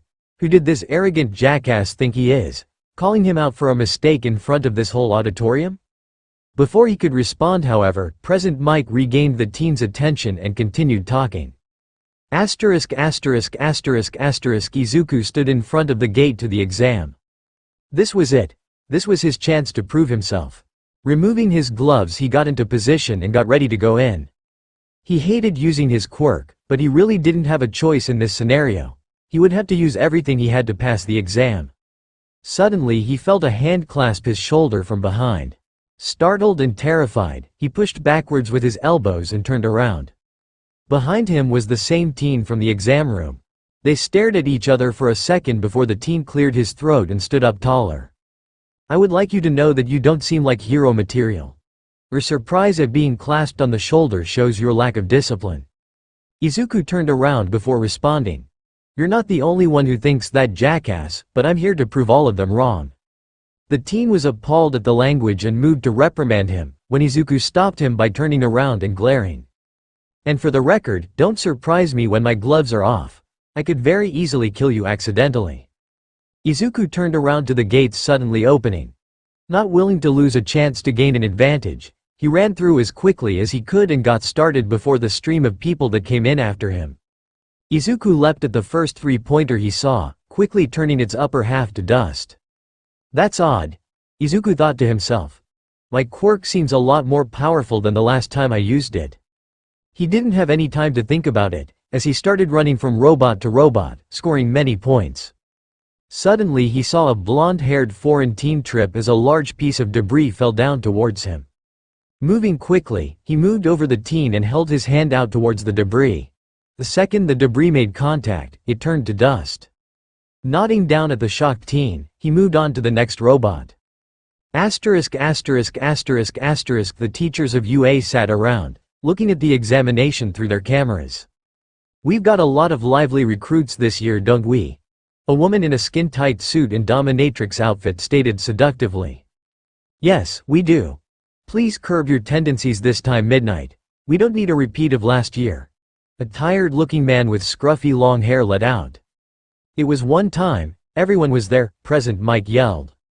Now my friends, we need to focus. Who is going above and beyond this year?" A white animal of some kind stated.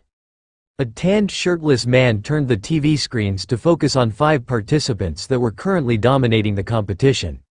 The 5 participants were made up of a blonde teen shooting explosions through everything that moved, a green-haired teen who seemed to be running very fast from robot to robot, turning each one to dust, a bird-headed teen with what appeared to be a living shadow destroying the robots around it, a girl with vines for hair blocking the robot's attack, and a buff teen with blue-black hair kicking the robots into bits. "Interesting. I think it's time. Higari, release the Kraken." Everyone sat in silence. Higari. Never call it that again. Izuku was doing great so far. He'd scored a total of 40 points so far, putting him well on track to passing. He probably could have gotten more if it wasn't for his constant need to save people. Seriously, this exam seemed way more dangerous than it should be. Almost as if the universe was laughing at him, he suddenly saw people running past him screaming. He turned around to see a giant robot the size of an office building. Isn't that a little extreme? He turned around to run like everyone else, when he heard a sharp yelp of pain behind him. It was the girl from before, and her foot appeared to be stuck under debris. He knew he should run away. He knew that she probably wasn't in any real danger. He knew that she would be fine. But she looked so scared, she looked so utterly terrified. What kind of hero would he be if he ignored her? He ran forward and dissolved the debris on top her leg. "Can you move?" The girl was barely able to shake her head no in her shock. "Damn it," he thought. "I don't have time to put on my gloves." He looked up at the robot. Last resort time. He charged one for all into his legs and leapt into the air. I didn't know that my legs could bend like that. They can't. Oh. I think you should call a doctor. My everything hurts. After being fixed by recovery girl, who it turned out was the school nurse, he had arrived at home as usual. His mom refused to talk to him as he went to his room, still seemingly mad about the fact that he went against her wishes and got his dad to sign the forms when he had been home a few months ago. He didn't mind, he'd proven himself to All Might and he'd scored more than enough to pass the exam. It didn't change the fact that everything hurt though. It was a week later. His mom, having seemingly calmed down, gave him his letter from UA and told him to open it. He opened the thing to find a device that suddenly blinked to life.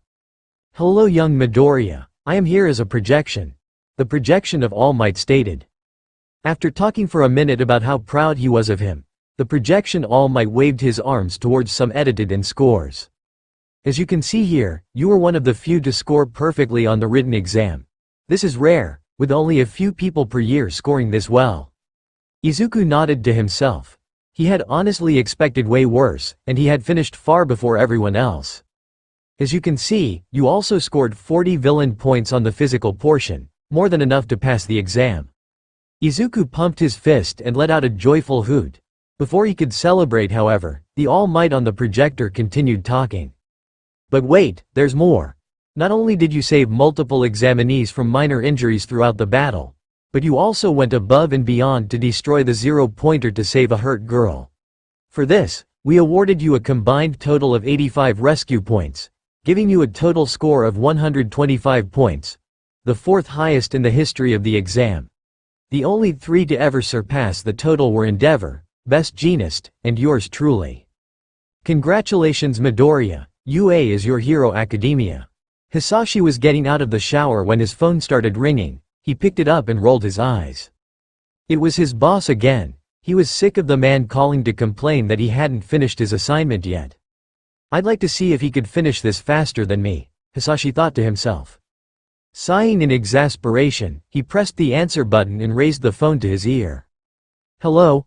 Hasashi mumbled into the phone. Oh, did I wake you up? I forgot that time zones are different in France. If you're tired I can call you in a couple hours.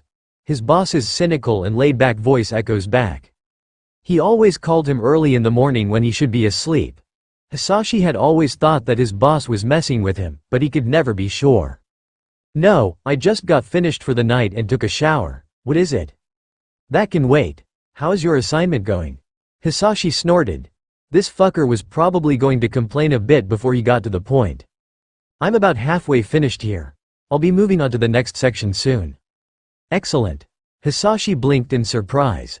His boss never complimented him. What was going on here? Okay. Why are you calling me? Nothing too important, just a reassignment to a new location. Hasashi groaned.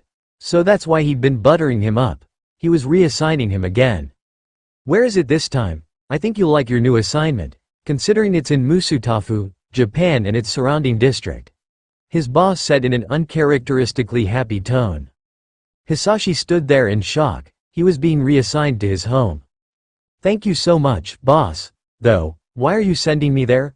I've requested to be reassigned there multiple times, Hasashi asked cautiously. His boss laughed. Always the cautious one, aren't you, Hasashi? Can't you believe that your boss just wants to be a nice guy for once? No, his boss laughed even harder. Well, you're right. There's a couple of possible new recruits we were considering in the city. You have one of the highest success rates when it comes to recruiting. We've also been getting reports of multi-quirked organisms popping up recently. Hasashi's blood ran cold. Is it him? We believe so. Inko was having that nightmare again. She was crying out for her mother not to die. She was crying out for her mother not to leave her. She was crying out for anyone to help. He couldn't let her go on like this. Shaking himself, Hasashi looked down at his free hand and realized he had clenched it hard enough to draw a small amount of blood. Send me the list. Hasashi heard a ding come from his phone and opened up the list. Everything seemed to be ordinary until he got to the last name on the list. Why is Stain on here? His boss got uncharacteristically quiet. We believe he would make for a great expendable pawn against All for One's minions. He's also been a big nuisance ever since his debut. We'd like to kill 2 birds with 1 stone. But he's an insane psychotic killer who's murdered many heroes for not meeting his stupidly high standards. That does not change the fact that it speaks highly of his skills. Based on the reports, I'd even say his fighting style is similar to yours. Besides, you have the collar attached to him if he's too unruly to control. It wouldn't exactly be a big loss to the world if he died. Hasashi felt conflicted. On one hand, his boss was right. Stain was a threat to himself and everyone and around him. Frankly, the world would be better off with him dead or captured. Why not use him as a pawn? On the other hand, the collar was dehumanizing. It made people listen to him under the threat of death. It implied that they didn't deserve a second chance, that they were too far gone. Didn't everyone deserve a second chance? Alright, I'll do it. Are there any heroes you want me to check out? If you're asking me if you should recruit your ex-boyfriend, then no, his boss said in a teasing tone. NG was never I'm kidding, Hasashi. Geez, it's like you can't even take a joke. Hasashi burned with anger. His boss knew how sore of a spot NG was to him and loved to rub it in. Fine, but who's replacing me here? I'm nearly done and I don't want to give someone a job they can't finish. I presume doll will be a good enough replacement? Hasashi shuddered. Yes, as long as I don't have to interact with that creepy asshole. Good, I will call you with more details later. Hasashi hung up and smiled. He could finally go home and see Inko and his little Izuku again. It may have only been a few months since his last visit, but he was excited to see them again. Then he remembered what his boss said about the chance of him being back. He couldn't let Inko go through that again, he would do anything for her. He pulled his katana out of the sheath on the wall and started sharpening it. Anything. Katsuki walked outside of the principal's office with Deku, seething in anger. How dare this villainous bastard get accepted into UA? He was nothing but a trial for Katsuki to overcome. This fucker had humiliated him twice already, and now he wanted to ruin his backstory too. Once they were far enough away, Katsuki grabbed Deku and slammed him against the lockers. What the fuck do you think you're doing, you villainous shit? You're ruining my backstory. Deku stood there the same as usual, but he looked different somehow. He looked so much more confident. Deku reached out with his hand and hesitantly gripped Katsuki's upper arm. Katsuki, let go of me. His voice was so calm and relaxed, mocking Katsuki like he wasn't even a threat. Katsuki clenched his teeth and let go. The fucker's hand creeped him out. Why are you going to UA, shitty Deku? Izuku calmly took a breath, before looking him dead in the eyes. I just want to save people, Katsuki. That's the duty of a hero after all. Katsuki sneered. The duty of a hero is defeat as many villains as possible. Saving people is a job for the extras on the sidelines. Izuku gave him a deadpan look. Katsuki, who do you think has the highest number of resolved cases? Katsuki snorted. What kind of question is that? Obviously, it has to be All Might. Izuku shook his head. No, Endeavor currently holds that record. All Might is the #1 hero due to his ability to both help and beat down those weaker than him. Izuku started walking back towards class before pausing and turning around. From my point of view, you're only good for one of those things. Katsuki stared at his back as he walked away. Izuku walked into the kitchen to find his mother had already finished breakfast. He hesitantly sat down at the table across from her.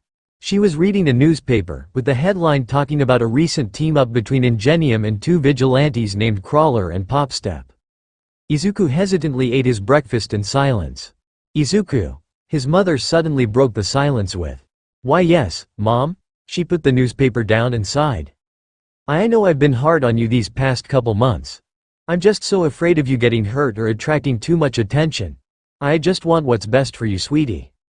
She looked so downtrodden and regretful, he couldn't allow her to feel that way. It's fine, Mom. I understand how you feel. It's just, this is my dream.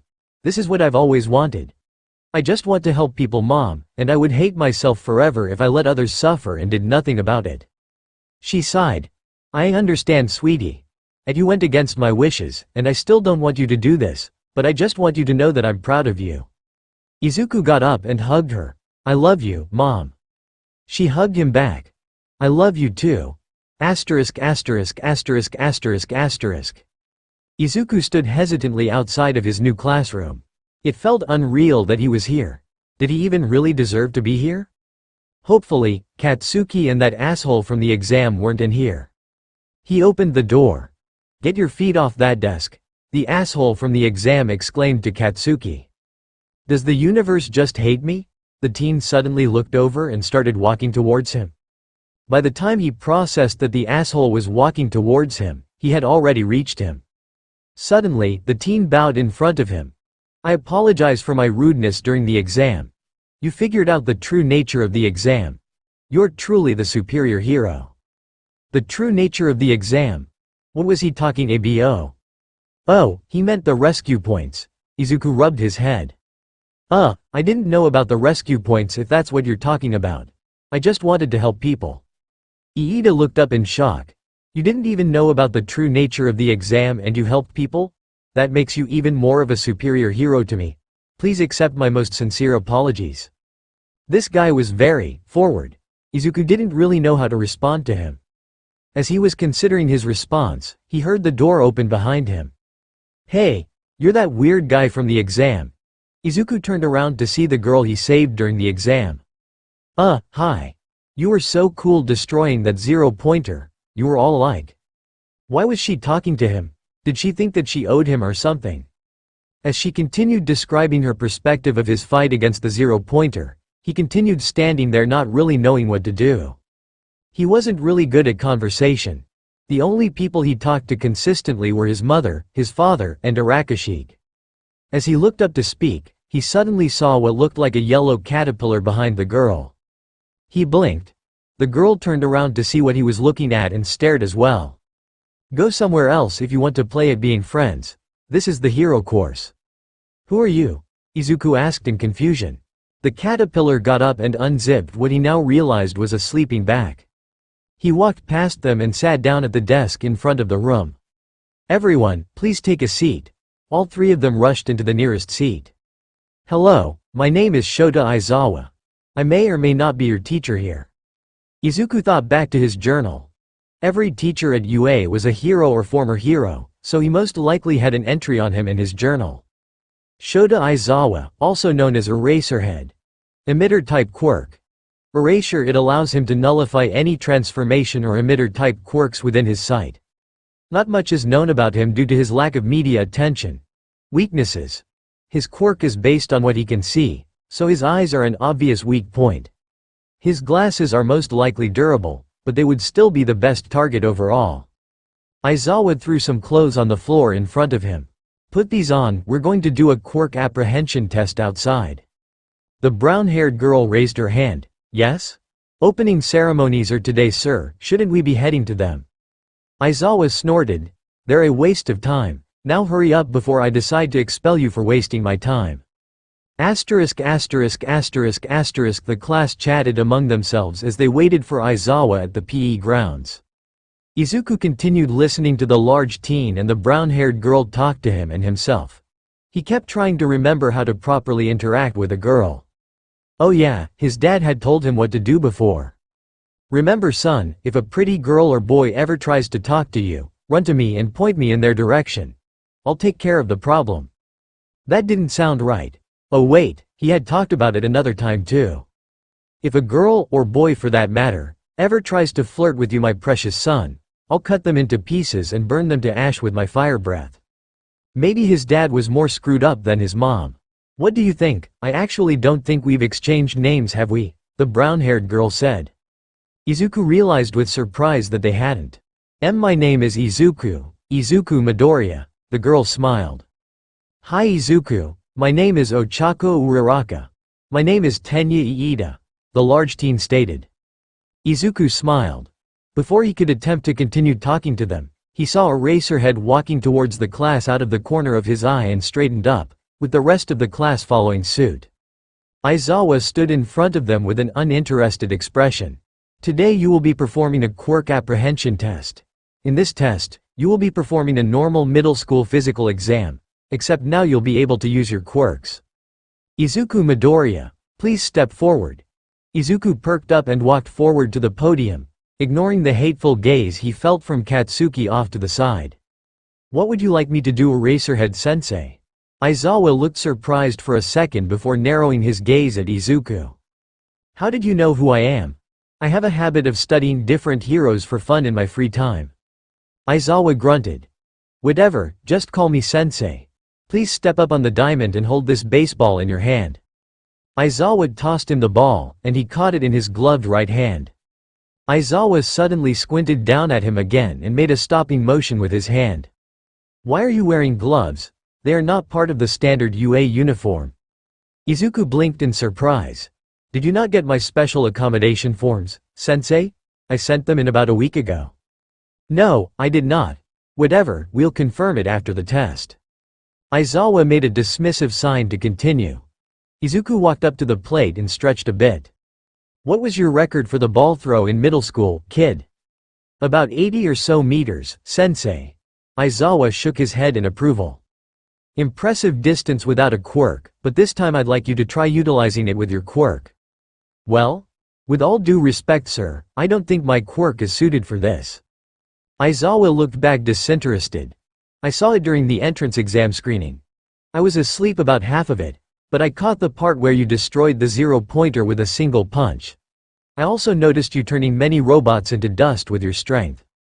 I did do both of those things, sir, but my quirk is weird. Well, Izuku thought to himself. Time to use this stupid cover story. I have one of those weird quirk mutations where I developed two seemingly unrelated quirks. It's only been documented a few times, but my grandmother happens to be one of them. Izuku heard some of his classmates muttering behind him along with what sounded like an explosion. Isawa looked shocked for a second before his face returned back to a neutral look. I don't care, just use one of your quirks to attempt this. One of my quirks would just turn the baseball to dust and the other would probably pulverize my arm. Aizawa sighed. Use one of them to get a score above 200 meters or I'll expel you. Izuku looked up in surprise. Okay, how could he do this?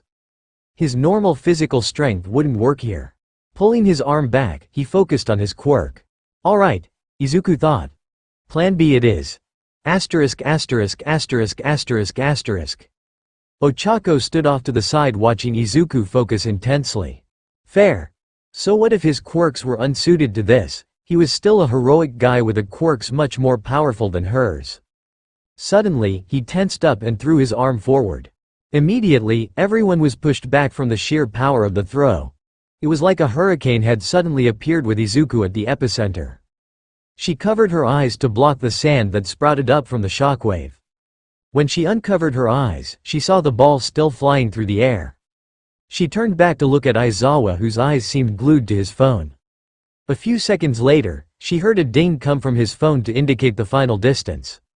Aizawa stared at the screen for a second longer before looking up toward the now expectant Izuku, who was rubbing his pointer finger. Aizawa's face morphed into an unpleasant smile. Midoriya Izuku, 800.3 meters. Everyone stood in dead silence for a minute before Izuku raised his hand. Yes, Midoriya? Can I go to the nurse? I broke my pointer finger?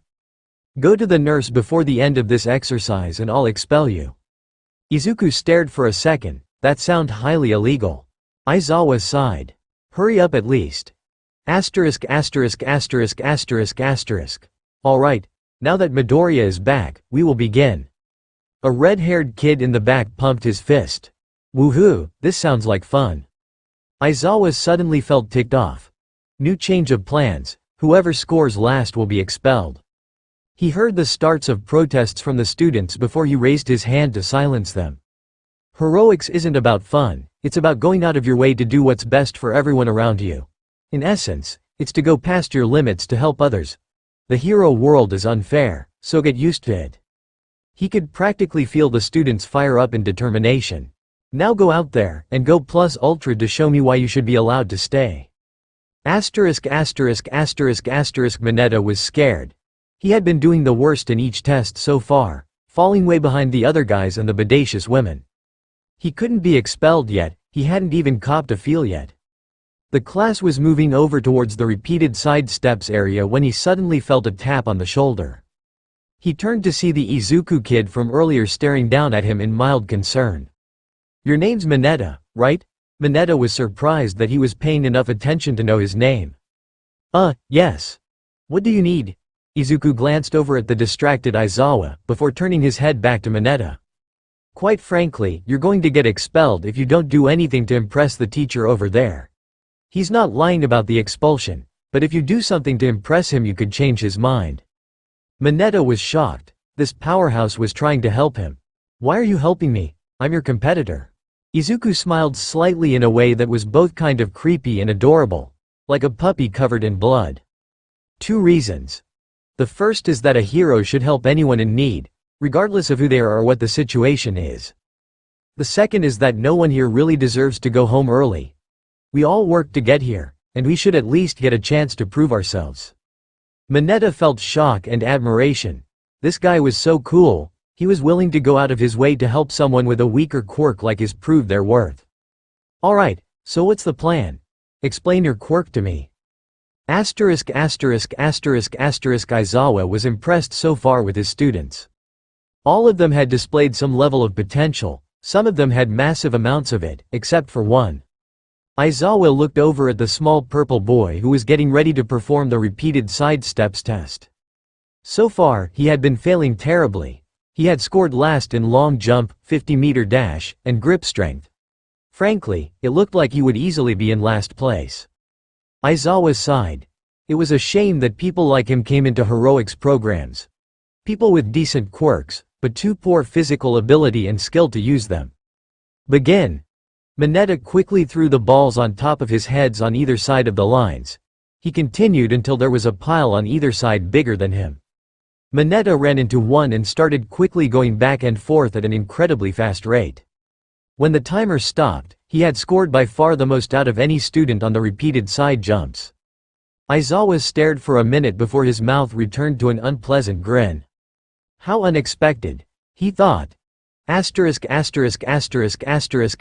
Manetta ran over to Izuku as soon as the next person started and offered him a fist bump. Izuku stared for a second, seeming confused on what to do. What are you doing? Offering you a fist bump, of course. You really helped me out there, dude. Izuku hesitated. What is a fist bump? Manetta felt simultaneous shock and disbelief. Are you telling me no one had ever offered you a fist bump before? Izuku nodded his head. Yeah, I kind of only have one friend. Manetta was surprised. This dude was awesome. Who wouldn't want to be his friend? Manetta smiled at him. I'll be your friend. Izuku stared at him for a minute before grinning in a way that was somehow both creepy and cute again. Thanks. Now, do you think you can teach me how to cop a feel without getting hurt?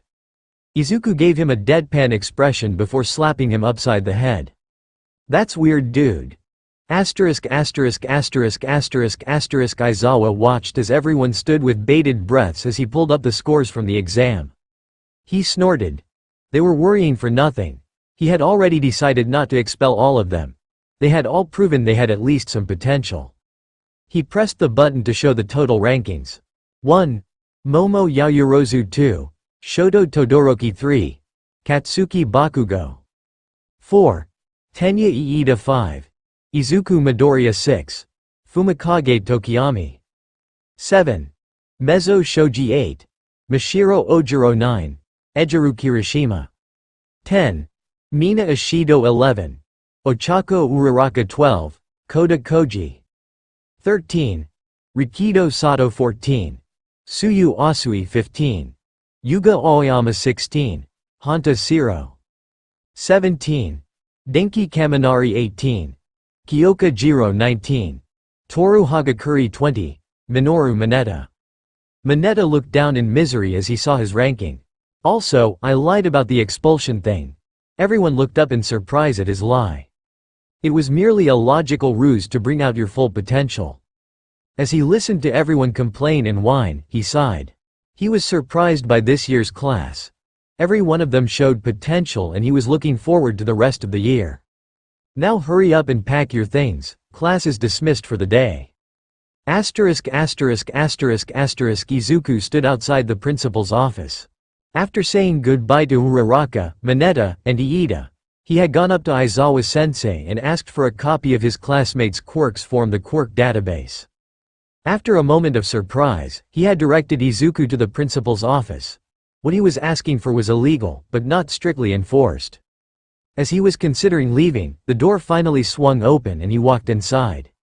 At a desk was some strange rat creature with a massive scar over his left eye.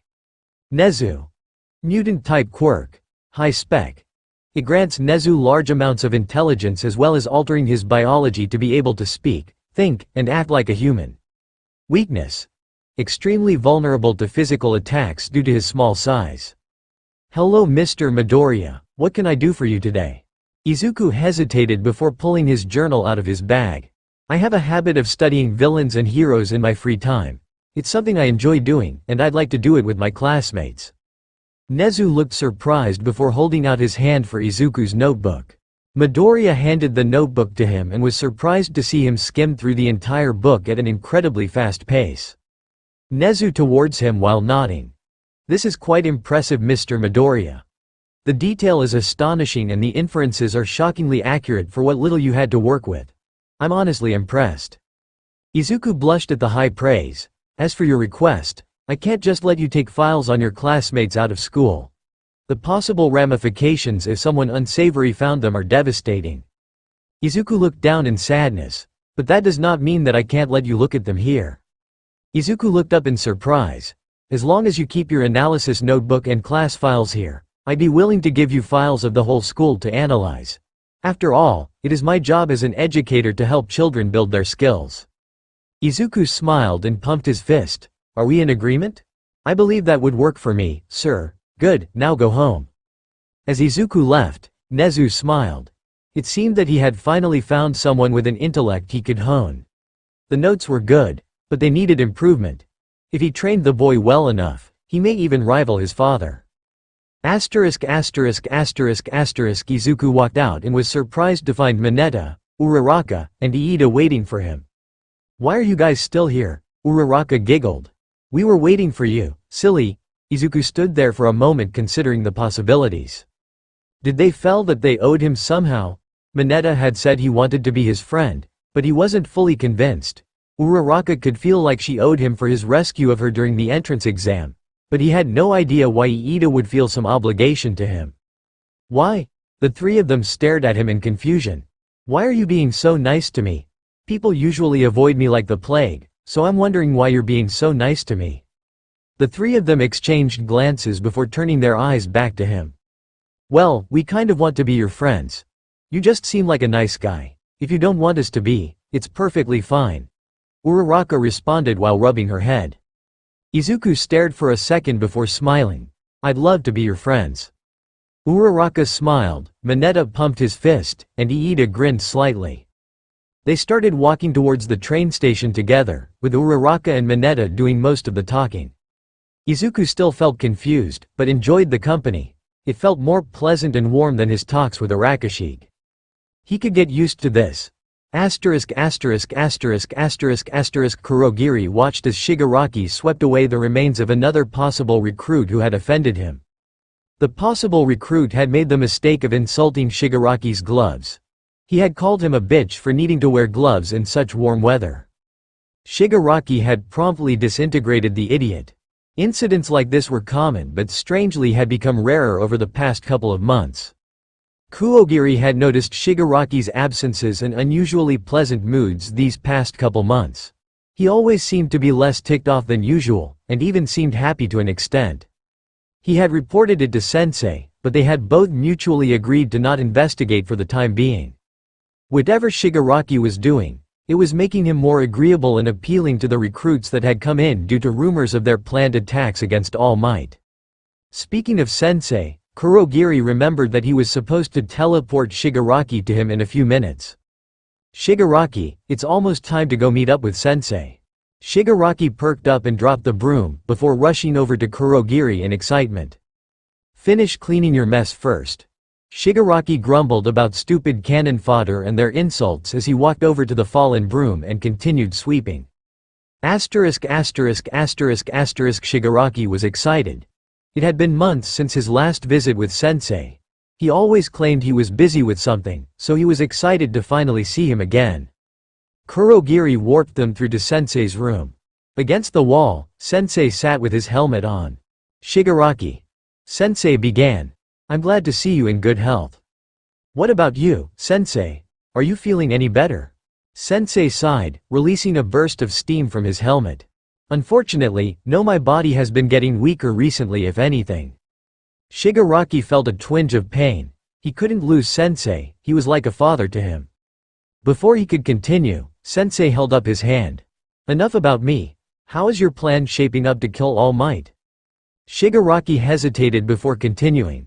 We currently are planning to break into the school soon and retrieve a schedule of when and where All Might will be. We plan to use the media as a distraction. Sensei let out a metallic hum. What about your plan to kill All Might? He may not look it, but he is rather intelligent. Shigaraki grinned darkly. We're planning to distract him with the cannon fodder we're recruiting. While they distract him, Kurogiri will warp my hand onto his weak spot. After that, we'll let my quirk finish him off. A fine plan indeed, but one full of holes. Shigaraki blinked in confusion. None of the fodder you and Kurogiri gathered will even last a few seconds against All Might.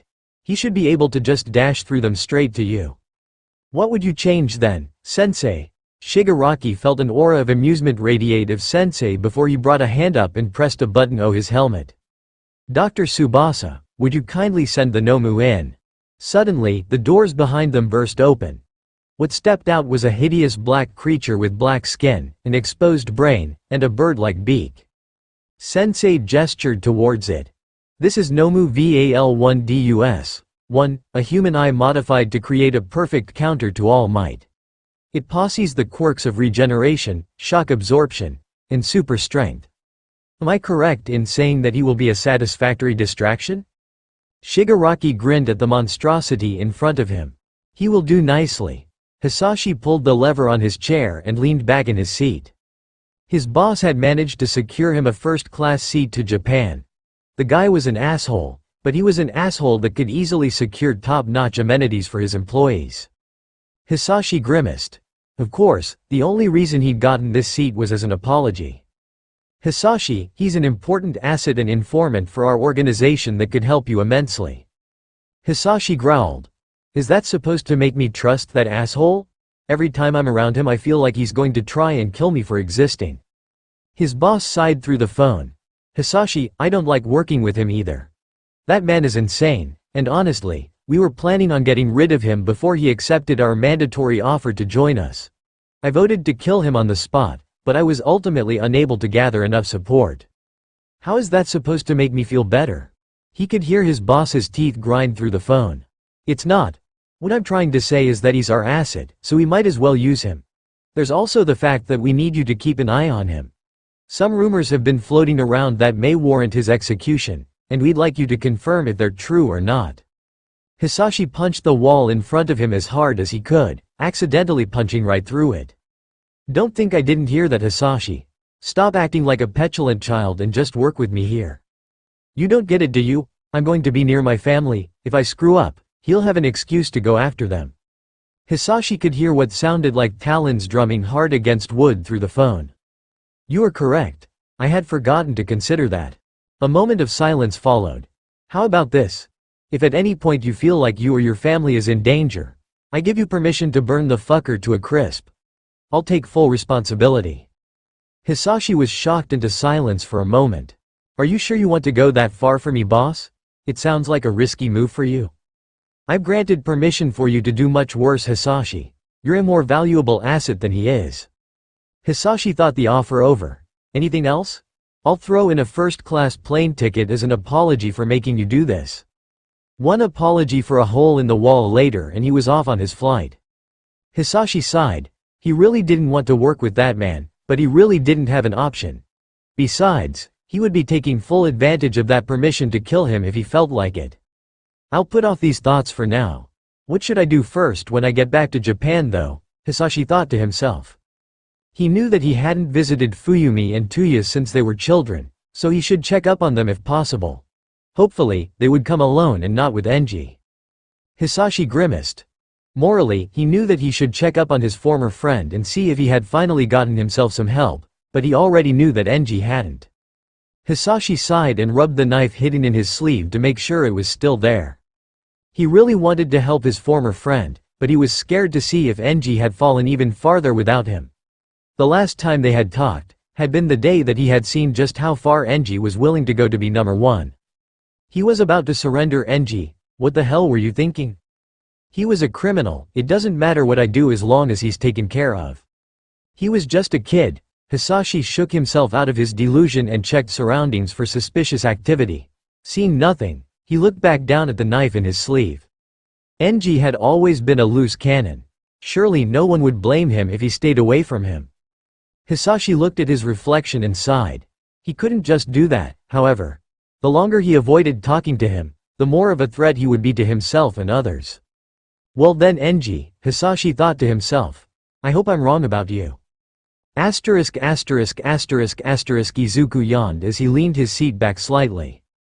It was his second day at UA and he felt bored with what they had been doing so far. He knew it was only the second day, but did class introductions have to be so boring? He noticed Iida beside him motioning for him to put his chair back down, and Izuku mumbled as he leaned the chair back forward. Their last class of the day was the ever-important Foundational Hero Studies. All Might was supposed to be teaching it and he hoped to God they would be doing something. I am here, coming through the door like a normal person. Well, that was convenient timing, Izuku thought to himself. Hello class, and welcome to the most important class in UA. This class is known as Foundational Heroic Studies. In this class, I will be teaching you the basics of being a hero. Well, at the very least the introduction is better than the previous teachers, Izuku thought to himself. Enough chit-chat, go to the locker room and put on your costumes. Do not worry about not having received them yet, because they are already hung up for you there. We'll leave for the training ground in 30 minutes. Izuku blinked in surprise. This was not what he'd been expecting, but he would take any reason at this point to get up and move around. Izuku admired the new hero costume he was wearing. It was a simple pitch black jumpsuit with a black belt, knee-high black boots, and a mouthguard that doubled as a respirator in case of an emergency. An overall great costume for stealth in dark places. The real important piece, however, was the pair of elbow-length gloves on his arms. They were missing the pointer and ring fingers as usual, and they contained a mechanism that would allow him to quickly detach them if needed.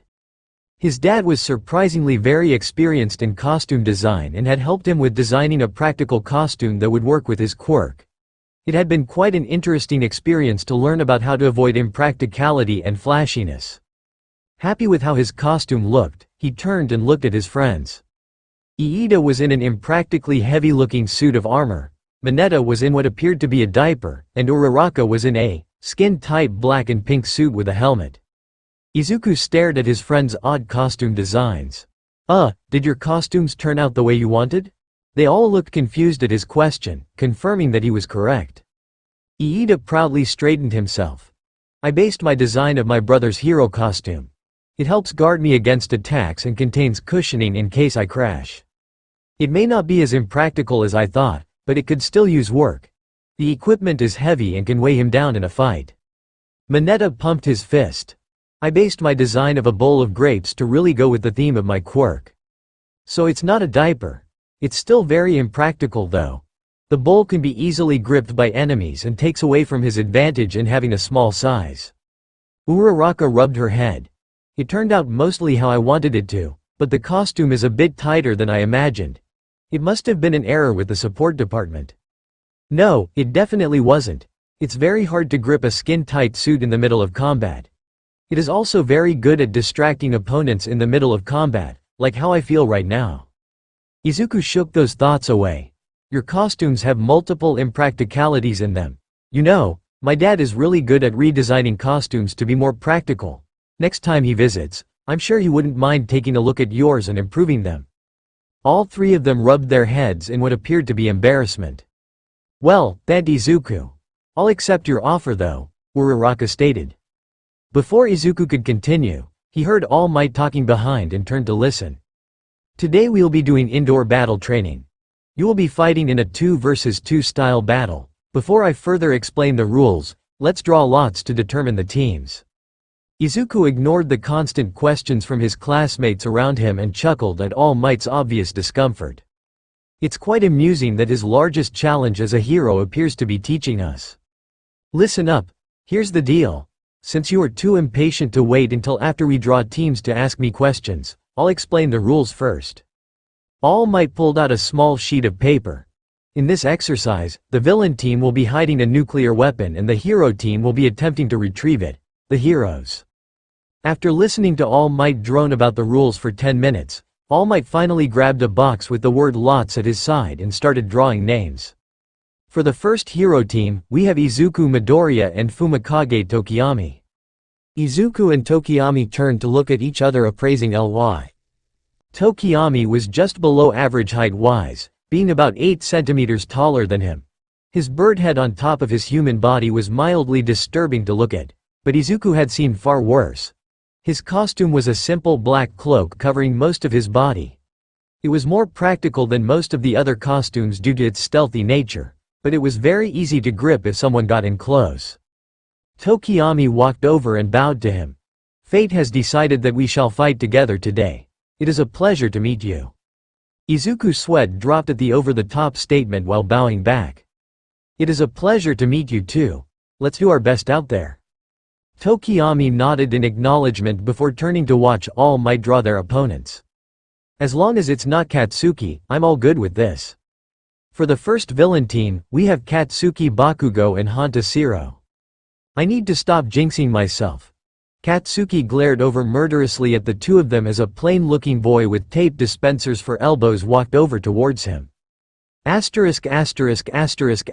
Tokiyami and Izuku stood outside the entrance to the building their fight was taking place in. Tokiyami turned to Izuku. Midoriya, would you care to discuss strategy? Izuku nodded his head affirmatively. Yes, first off, please inform me more about your quirk. Suddenly a black shadow creature appeared from underneath Tokiyami's cape. Izuku yelped and jumped back. Tokiyami rubbed his head in embarrassment. I apologize for not warning you. This is Dark Shadow, my quirk. It is a sentient beast that can materialize and from my body at will. It grows stronger the less light there is. Izuku nodded his head at this information. My quirks are decay and 1F. I mean strength. Whatever I touch with all 5 fingers decays to dust outwards from where I touch, and I have super strength that I currently can't control at the moment. Tokiyami looked like he wanted to ask a question but stopped himself as Izuku continued. Your quirk would be nearly useless against Katsuki due to the large amount of light he produces with his quirk. From what I know about Zero, he would be a far easier target for you.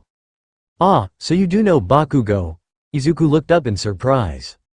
You referred to him with his first name, indicating that you two know each other well enough. 1.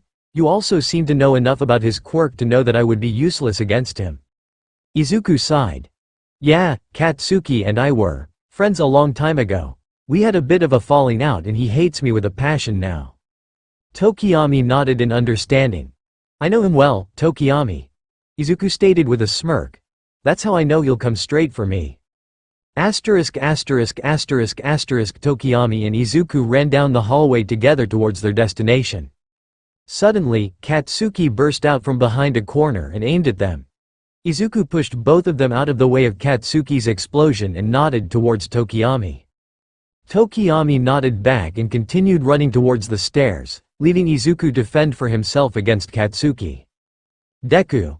Katsuki growled in anger. Don't think I didn't figure out the real meaning of what you said the other day. What the fuck is he talking about? At first I didn't know what you were saying, but then I realized that you comparing me to Endeavor was a way of telling me that I'll be second to you. What? And, Katsuki slammed his fist against the wall. Don't lie to me. Just fight. Katsuki threw a right hook at Izuku, which he easily dodged. Utilizing the momentary advantage, Izuku used Katsuki's momentum to flip him and slam him hard onto the ground. As he watched Katsuki get back up, Izuku felt a momentary twinge of anger. How many times had Katsuki had him in a similar position? How many times had Katsuki hurt him? He should kick him while he's down. He should make him feel all the pain Katsuki had inflicted on him. I'm so sorry, the young Izuku cried to himself. But he wouldn't. All he would be doing is proving Katsuki right in his belief that he was villainous. He couldn't blame Katsuki for his fear of him. That was entirely his fault. In his momentary lapse of concentration, he almost took a blast from Katsuki. Dodging the blast, he sent a roundhouse kick straight into Katsuki's gut, knocking him down again. I'm a lot better at martial arts than you, Katsuki. At this distance, your attacks leave you wide open. Katsuki growled and blasted himself up to his feet. Stop looking down on me, you piece of shit. I'm not going to let you humiliate me again. Izuku looked at him in confusion, before dashing away into a nearby hallway. Izuku ran as fast as he could away from Katsuki, ignoring the screams of Deku in the distance. After making sure the coast was clear, he activated the communicator on his ear. Tokiyami, status report. Zero is a lot faster than we thought he would be. He keeps getting out of range of me and Dark Shadow. He keeps using his tape to fly from pillar to pillar before me or Dark Shadow can reach him. The room is also very bright, making my quirk a lot weaker. It seems Bakugo guessed the weakness to my quirk rather accurately, so he picked a location with a lot of light. Izuku nodded his head in thought. Understood, I'm going to head up to your position as soon as possible. Too bad you're never going to make it up there. Katsuki jumped from around the corner and scored a direct hit on the surprised Izuku's side. Gritting his teeth in pain, Izuku rolled away from Katsuki and quickly checked his side. It was very badly burnt, way too badly for a training session. Is he trying to kill me? Katsuki grinned at Izuku maliciously. You know how my quirk ignites my nitroglycerin sweat to create explosions? Izuku hesitantly nodded. Well, if my gauntlet is designed correctly, it's been storing my sweat since I put it on. Izuku's face dawned with realization. He heard All Might screaming through his communicator. Stop, you could kill him. Katsuki grinned before aiming his gauntlet. I don't care. He pulled the pin and Izuku rolled out of the way. A massive explosion shot out of Katsuki's gauntlet and blasted through the building, just grazing Izuku's other side. Izuku stared at the hole in the building behind him. Holy shit, Katsuki is legitimately trying to kill him. Izuku suddenly hissed in pain and looked at his other side. It was burnt even worse than the side Katsuki had already blasted. Ignoring Katsuki talking to All Might, he forced himself and kept moving as fast he could. He looked at his sides as he forced himself forward. Damn it all, I'm in too bad of a condition to use one for all. I guess that leaves me no choice then. He activated the detaching mechanisms in his gloves. Katsuki noticed the shitty Deku running away and snorted. What a shock, he's as cowardly as all villains were. Of course, fear is to be expected when someone was facing a main character as awesome as him. He casually strolled forward, not in a rush to catch the shitty Deku. This was it. This was his victory over the shitty Deku that had humiliated him so many times. He needed to savor this moment. He turned a corner to see the shitty Deku standing at the end of the corridor with his gloves off. Katsuki stopped. Deku looked terrified. He looked so afraid of him, almost as if he saw him as a villain. Katsuki shook his head slightly. It didn't matter how scared Deku was, he needed to savor his victory. Deku was the villain of this story anyway, he shouldn't feel any sympathy. Letting his face change into a grin, he walked forward. When he was only about a meter from Deku, the floor collapsed from under him. Barely grabbing himself on the edges, he only time to look up at Deku's foot as it kicked him hard in the face. Izuku sat down, careful to only rest 3 fingers on the ground, and looked down through the floor at the unconscious Katsuki below. He had anticipated that Katsuki would want to savor defeating him and would attempt to walk towards him. Using this inference, he could plan for a way to surprise Katsuki and take him down while he was off guard. Using his quirk, he had weakened the structure of the floor significantly by barely grazing it with his fingers. With the extra time the trap had bought himself, he had been able to take Katsuki down. It was a desperate gambit, and one that would have failed had he predicted Katsuki's behavior wrong, but he had won with it. He groaned in pain and noticed that his sides looked even worse than before. He didn't have much time, he had to help Tokiyami. He forced himself painfully up the stairs and panted as he reached up and turned on his communicator. Tokiyami, where are you located again? He heard a sigh of relief. Oh Midoriya, I'm glad you're alright. When I felt that massive explosion beneath us, I feared that you had fallen victim to Bakugo.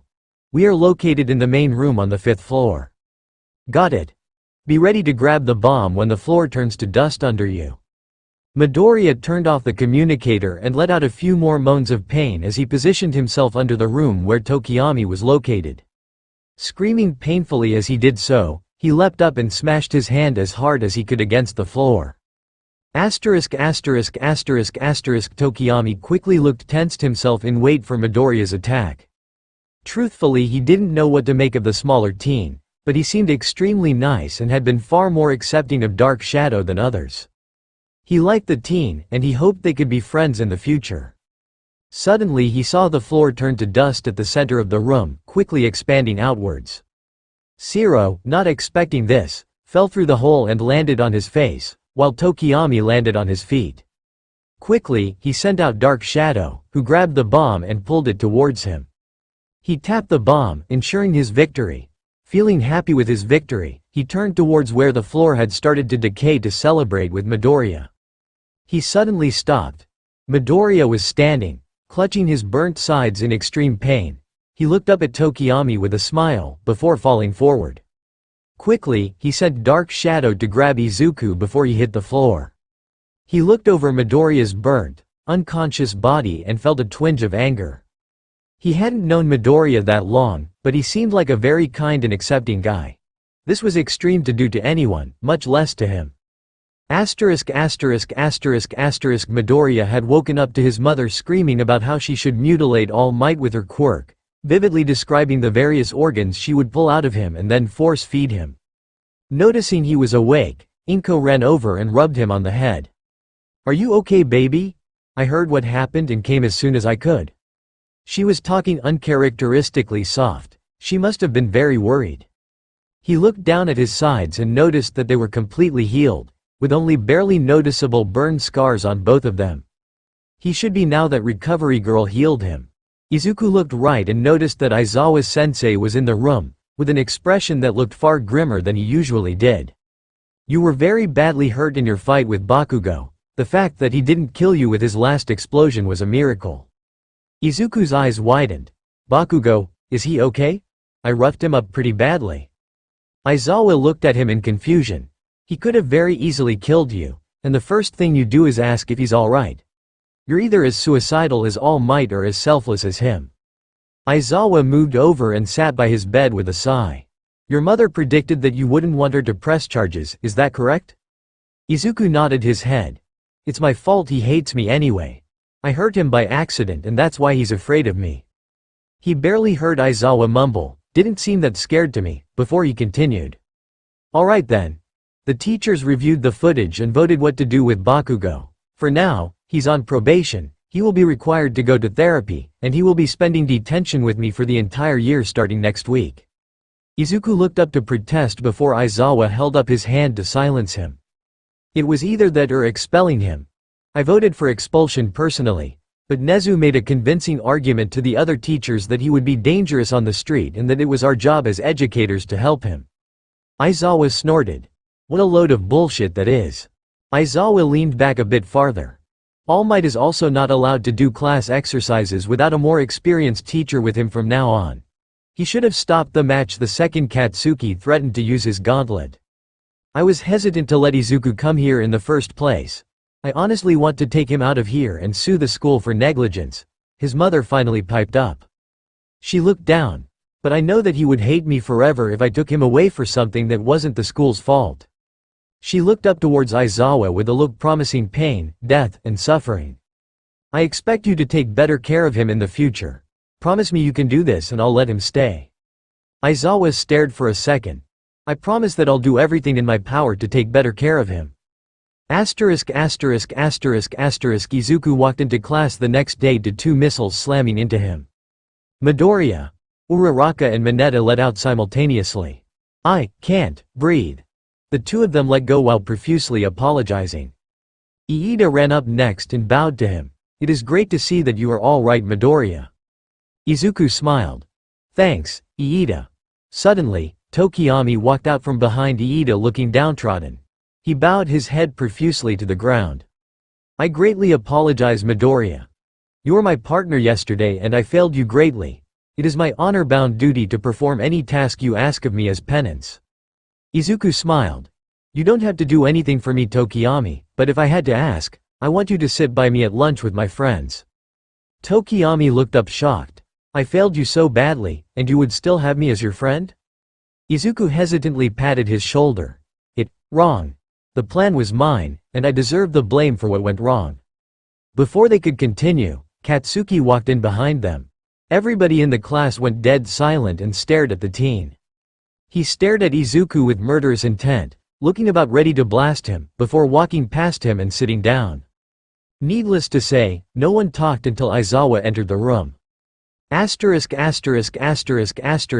strangely normal class period where they elected a president and vice president, who ended up being Yoeyorozu and Iida respectively, Izuku sat down for lunch with his friends.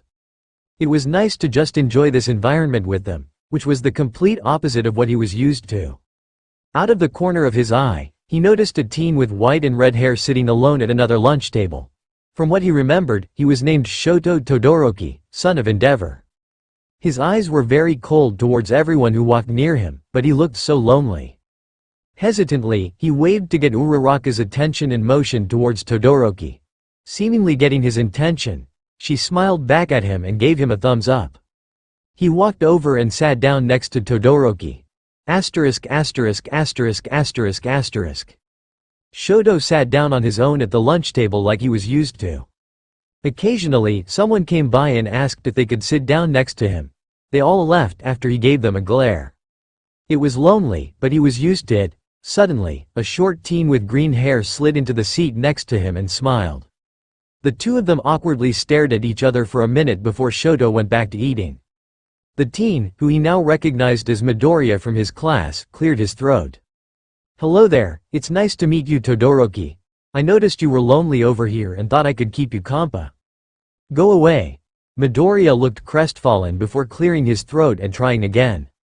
"Well, you just looked lonely, so I thought maybe I could talk to you." "Go away." Midoriya looked a little ticked off before continuing. "Are you sure? I know what it's like to be alone." "Go away." Izuku looked like he wanted to continue, before sighing and getting up. He moved to walk back to his table before he stopped momentarily and turned towards him. "Well, if you're ever feeling lonely, I'll save a spot for you at my table." With those words, Izuku turned and walked back over to his friends. The kindness in his words made Shoto feel uncomfortable. Katsuki sat alone at lunch, a stark contrast to what he was used to. He knew the reason why, but he didn't care. So what if he was a bit too rough with the shitty Deku? No one had died.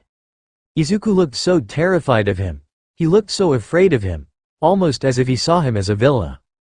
Katsuki shook his head to clear it. Why did that fucking image keep playing in his head? There was no way he felt guilty about showing that shitty villain his place. Then why did he feel so shitty? Suddenly, a muscular red-headed teen sat across from him. "Hey, what's up?"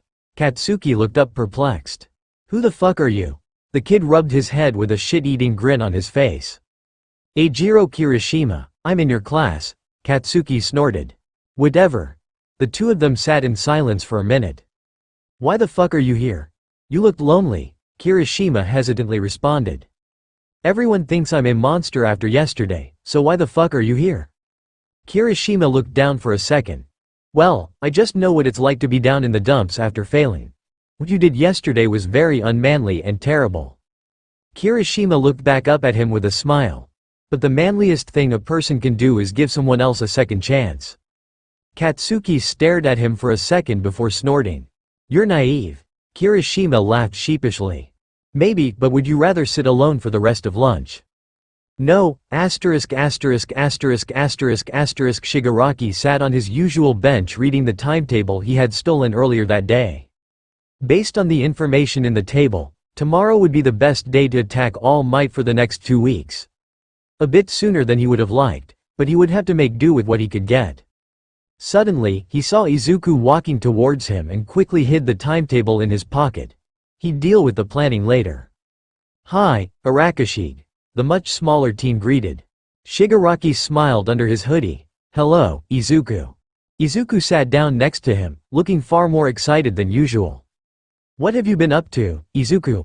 "You'll never believe it, Arakashig, but after all my hard work and training, I got into the UA Hero course. Isn't that amazing?" Shigaraki's grin fell under his hoodie. He knew that Izuku had been applying to UA, he had just been hoping that he would fail the test. That's great, Izuku." He let out through grit teeth. "What class did you get into?" "Please don't say 1A, Hero Class 1A, fuck." How nice for you, Izuku." Izuku beamed back at him. A stark contrast to the non-stop cautious looks he had received from him just a few months ago. "I've also made so many wonderful friends already too, like Uraraka." Shigaraki tuned him out. Izuku, the closest thing to a friend he had ever had, now had friends. If Izuku had friends, he may not want to spend time with him anymore. It was so unfair. He had spent months trying to make friends with Izuku, and then these people came in and became friends with him out of the blue. It made his blood boil. He was the only friend Izuku needed. "Arakashig?" Shigaraki broke out of his trance and stood up. "I'm sorry, I just remembered that my dad needed me to make dinner tonight. See you later, Izuku." He quickly walked away before Izuku could respond. This could not have gone any worse. Not only was his only friend part of the class that would be under attack from his minions tomorrow, But his only friend had also acquired new friends that he may like more than him. He needed to play this to his advantage. He needed to figure out a way to utilize this information. He stopped. That's not a half-bad idea. Shigaraki looked down at the wide array of minions before him and smirked. This would do quite nicely. Hello my fellow villains, Shigaraki began. It is my pleasure to announce that we will be assaulting a UA field trip tomorrow, with All Might as the chaperone. He let the cheering from the minions die down before continuing. The plan currently is for you guys to deal with the students and other teachers on the trip, while Kurogiri, Nomu, and I will focus on All Might. There was less cheering this time, but it was still a rather positive response. I have a second task for you, however. A bonus objective if you will. Shigaraki handed a stack of photos to the frontmost villain, motioned for him to pass it along.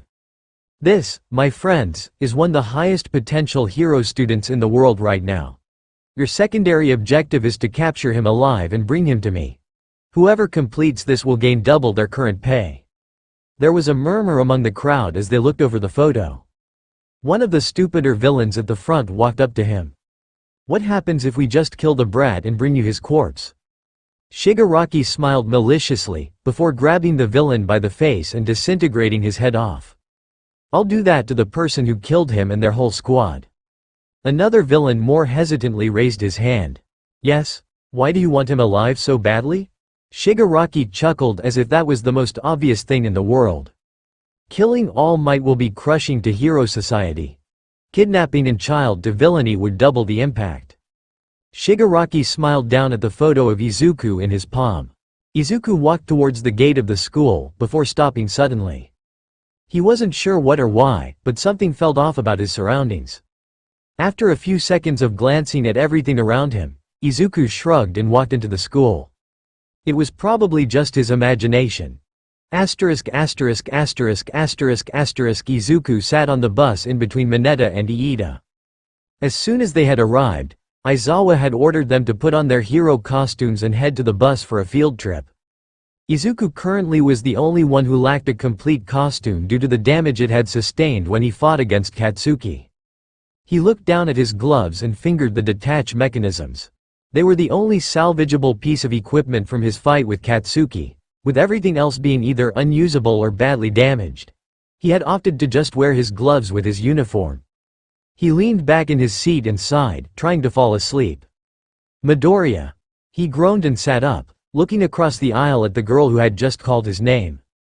It took him next to no time at all to recognize the green-haired, frog-like girl from her entry in the database.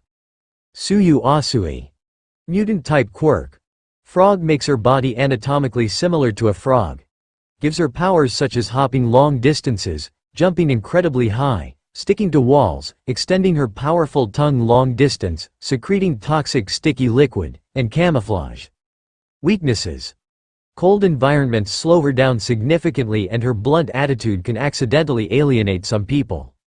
What do you need, Asui? She looked slightly surprised. You know my name? Yes, I made it a habit of learning everyone's name. Her face went back to the same blank expression. It almost reminded him of his father's poker face whenever he played it with him and Mom. Izuku was a little unnerved at just how little her expression changed. Either way, I couldn't stop thinking about your ball throw the other day. There's a question I wanted to ask you about it. Izuku nodded his head cautiously. Frankly, your quirk reminded me of All Might. Izuku didn't let his shock show on his face. He had to stay calm. There was no way she could have figured out about One for All. What are you implying? It just seems strange to me how similar your quirk is to All Might. Izuku forced his face to stay as neutral as possible. Based on what she said, she definitely didn't know about One for All. If he had to guess, she either believed All Might was related to him or that it was just a strange coincidence. Before he could respond, a muscular redhead a few seats down from him piped up. All Might doesn't hurt himself when he uses his quirk, they're significantly different in that way. Izuku glanced over at the redhead, now recognizing him as Eijiro Kirishima. That was too close. He needed to be more prepared in the future for questions such as these. Besides, Kirishima continued. Both his quirks are much flashier and more useful than mine. Izuku blushed at the compliment. Personally Kirishima, I think your quirk is a lot more versatile than my own. Your quirk doesn't break your bones or force you to wear gloves 24/7. Kirishima threw him a smirk at the compliment. Thanks, but you really shouldn't put yourself down like that. Kirishima smiled and threw a smirk over at Katsuki. You want to know who's flashy and strong? Bakugo and Todoroki. Everyone but Kirishima purposely avoided eye contact with Katsuki. They had all purposely avoided him ever since the battle trial. Nobody felt like risking his ire. Izuku glanced at the seething Katsuki. On one hand, he really wanted to help Katsuki. He wasn't the kind of person to hold grudges and he always felt like he should help those who needed it. Katsuki obviously needed help, but he just shut out everyone around him rather than acknowledging them. On the other hand, Katsuki had been literally trying to kill him. Even worse, he had seemed to enjoy the experience. He hadn't even apologized for his actions, instead choosing to avoid him. What Katsuki did was fucked up, and it wasn't his responsibility to help him. Before Izuku could reconcile the two warring halves of his mind, he heard Isawa pipe up for the first time since they had left. We're here. Asterisk asterisk asterisk asterisk asterisk. Wave your hand at me. Shigaraki ordered Nomu. Nomu waved its hand at Shigaraki. Shigaraki smirked at how perfectly Nomu was obeying his commands. With a weapon like this, All Might didn't stand a chance. He heard the familiar sound of a portal opening up behind him. Tomura, it is time for our attack. Shigaraki turned around with a smirk. Nomu, follow me. He and Nomu walked through the portal. Upon exiting the portal, he looked around at all the minions he had gathered. He was still quite surprised at just how many minions he had assembled. He walked up to the front of the room with Nomu and clapped to get everyone's attention. Immediately, every villain in the hideout froze and turned their heads to Tomura and Nomu. Hello, my fellow villains. I would like to introduce you to Nomu, the villain I informed you about. Shigaraki smirked at the distinctly uncomfortable atmosphere the crowd projected. Nomu is a genetically engineered human, designed to hold multiple quirks at once. Currently, he possesses the quirks of shock absorption, regeneration, and super strength. He felt a slight amount of indignation at the doubtful looks the crowd gave him. I see that you doubt my statement. Kurogiri, please pass me the gun. The crowd scrambled to get as far away from his as possible as Kurogiri created a portal next to him and gave him a gun. He inspected it carefully with 4 of his fingers, before turning the safety off and firing the gun straight into Nomu's chest. Nomu's expression didn't change in the slightest as the bullet bounced off of his chest. Shigaraki smirked, disintegrating the gun in his hand before signaling Kurogiri to sever Nomu's arm. Kurogiri formed a portal in front of Nomu. Nomu, stick your arm through the portal. Nomu moved its arm into the portal and resumed its blank staring. Kurogiri closed the portal on Nomu's arm, severing it. Near instantly, Nomu regrew its entire arm. Shigaraki turned back to the shocked villains with a smirk. I believe that should be sufficient enough evidence that I'm not lying. With that, everything should be in order. Does anyone need a demonstration of his strength quirk as well? He held back a laugh as his minions comically shook their heads. Now then, let the carnage begin. Asterisk asterisk asterisk asterisk asterisk Izuku stretched as he got out of the bus with the others. So this was USJ. It was quite a bit larger than he had expected it to be. From where he was standing, he could see a ruins zone, a landslide zone, a mountain zone, a conflagration zone, a flood zone, a downpour zone, and a central plaza. A rather large variety of different environments to practice rescue in. As Izuku was admiring the different zones around him, a person in a spacesuit walked up next to Isawa and clapped to get their attention. Izuku turned to look at the person, before freezing in shock. He knew who this was. 13. Emitter-type quirk. Black hole allows the user to create some kind of black hole. They do not appear to be actual black holes, however, since a black hole that is sustained for as long as the ones 13 creates would be extraordinarily dangerous. Weaknesses. Very poor combat ability and is unwilling to permanently harm foes. Izuku checked his friends to see how they were reacting and held in a snicker at Ochako's fangirling. Hello everyone, 13 stated aloud. And welcome to USJ. Before we start, I have a few things I wish to say to the students. Isawa nodded before looking around. We're posed to meet us here. 13 glanced over at Isawa and shook their head, before flashing him 3 fingers. Isawa sighed and mumbled about irrationality. As some of you know, my quirk is called Black Hole. It can suck in and tear apart anything. I've used it to save people in all sorts of disasters. However, my quirk could be easily used to kill. I have no doubt that this is true for many among you. Izuku noticed everyone looking discreetly at Katsuki, before looking down at his glove-covered hand. His mother screaming in pain. Katsuki kicking him away in fear. Shinya lashing out to get away from him. Izuku shook his head to regain focus. We live in a society where any random person on the street might have the power to cause natural disasters. That is why quirks are so heavily monitored and restricted nowadays. From Isawa and All Might, you will learn how to use your quirks to fight others. From me, you will learn how to use your quirks to save others. I hope you leave here today with the understanding that your quirks can be used to help people. Izuku continued staring at his hand, before clenching in determination. He could do this. He can learn how to use his quirk to help others. He looked back up with a smile. Suddenly, he noticed Isawa looking towards the center of the plaza in alarm. He turned his head and was shocked to see a hand emerge from a portal of black mist. Out of the portal came a skinny young man covered in severed hands. He looked around, as numerous figures walked out of the portal. The final one to step out was a massive black figure with an exposed brain and a bird-like beak. Izuku could swear that both the massive figure and the hand-covered man were looking straight at him. The black portal condensed into the form of a man with the same mist that formed the portal for a head. The man covered in hands and the black mist seemed to be discussing something before the man pointed straight at Izuku. Izuku backed up and turned to Isawa, hoping this was some kind of training exercise. Isawa was putting on his glasses and preparing his scarves. There was no mistaking it, those were villains. Everyone stay back. 13 Protect the students. One of you. Try calling the school, we don't have much time. Izuku realized that he was planning to fight them alone. Sensei, you typically fight against 1 or 2 villains at a time. You could very easily die in a fight against that many villains. Isawa grimaced before turning with a forced smile towards him. No good hero is a one-trick pony. Before anyone could stop him, Isawa leapt into the sea of villains. 13 turned to Kaminari. Any luck? Kaminari shook his head. 13 pointed at the exit. Then it's time for us to evacuate the premises. Suddenly, a mass of black mist appeared in front of them. I'm afraid I can't allow that. The mist villain from before's eyes appeared in the black mist in front of them. Greetings, I am Kurogiri of the League of Villains. Forgive my bluntness, but we have come today to murder the symbol of peace, All Might. Izuku felt chills go down his spine. He does not appear to be here today. Do you know if his schedule was revised?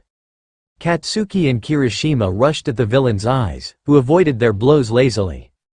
You certainly are dangerous, even as students. Either way, my role remains unchanged.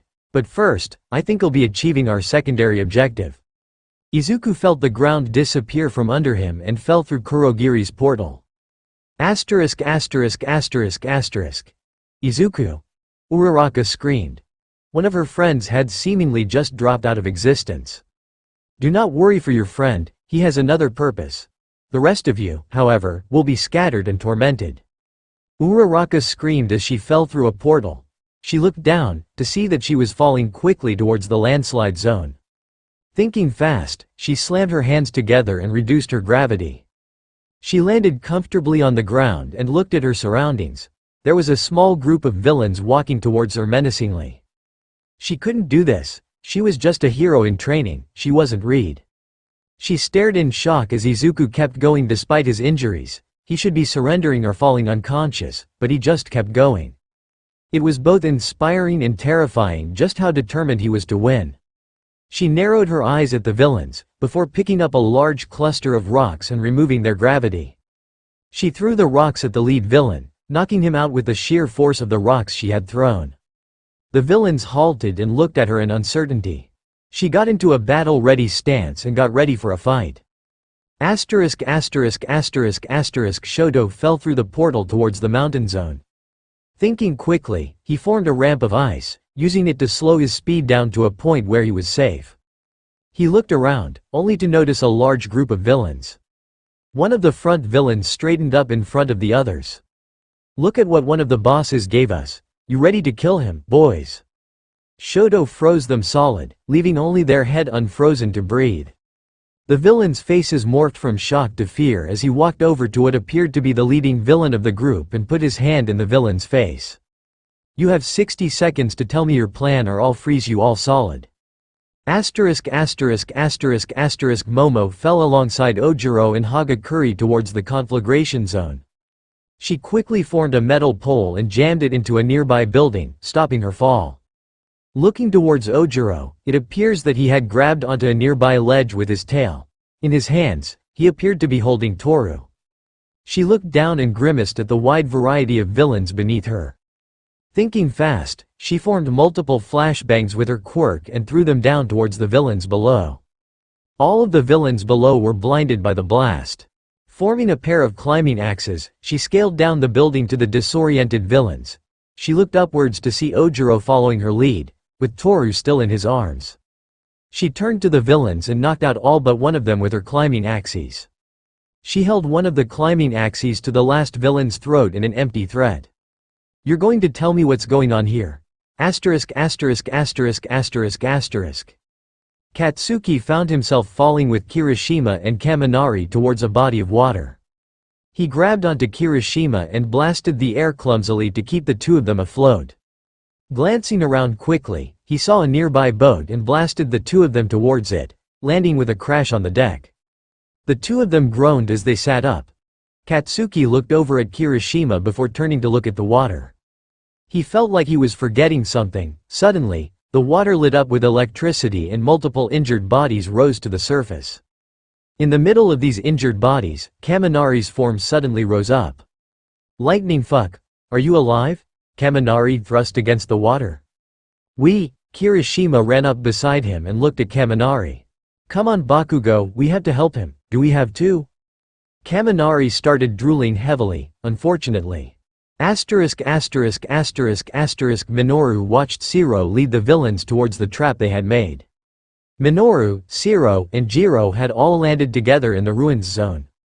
After escaping a villain group in the area with Shiro's maneuverability, the three of them had come up with a plan to take all the villains down. Shiro used his maneuverability to lure the villains through the ruins. The villains, too distracted by their possible target, didn't notice the purple balls ahead of them until they were trapped on top of them. Manetta leapt out from behind his pillar. "Now, Jiro." Jiro blasted a pillar supporting the seals, causing it to collapse on top of them. The trapped villains thrashed and squirmed to try and escape the trap to no avail. Manetta walked up to one of the villains with his head free. "Now, you will tell me why you're attacking us." Suyu leapt from villain to villain, taking them out with quick kicks of her powerful legs. She had landed in the downpour zone alongside Koji and Yuga, but she currently had no idea where either of the two was located. Grimacing, she fled from the villains again. She had been utilizing hit-and-run tactics to take down a few villains at a time before fleeing and repeating the process. Normally, she would be tired from the sheer amount of work she was doing. The water, however, kept heavily revitalizing her. She looked back at the now small group of villains. It wouldn't be much longer before they would all be taken care of.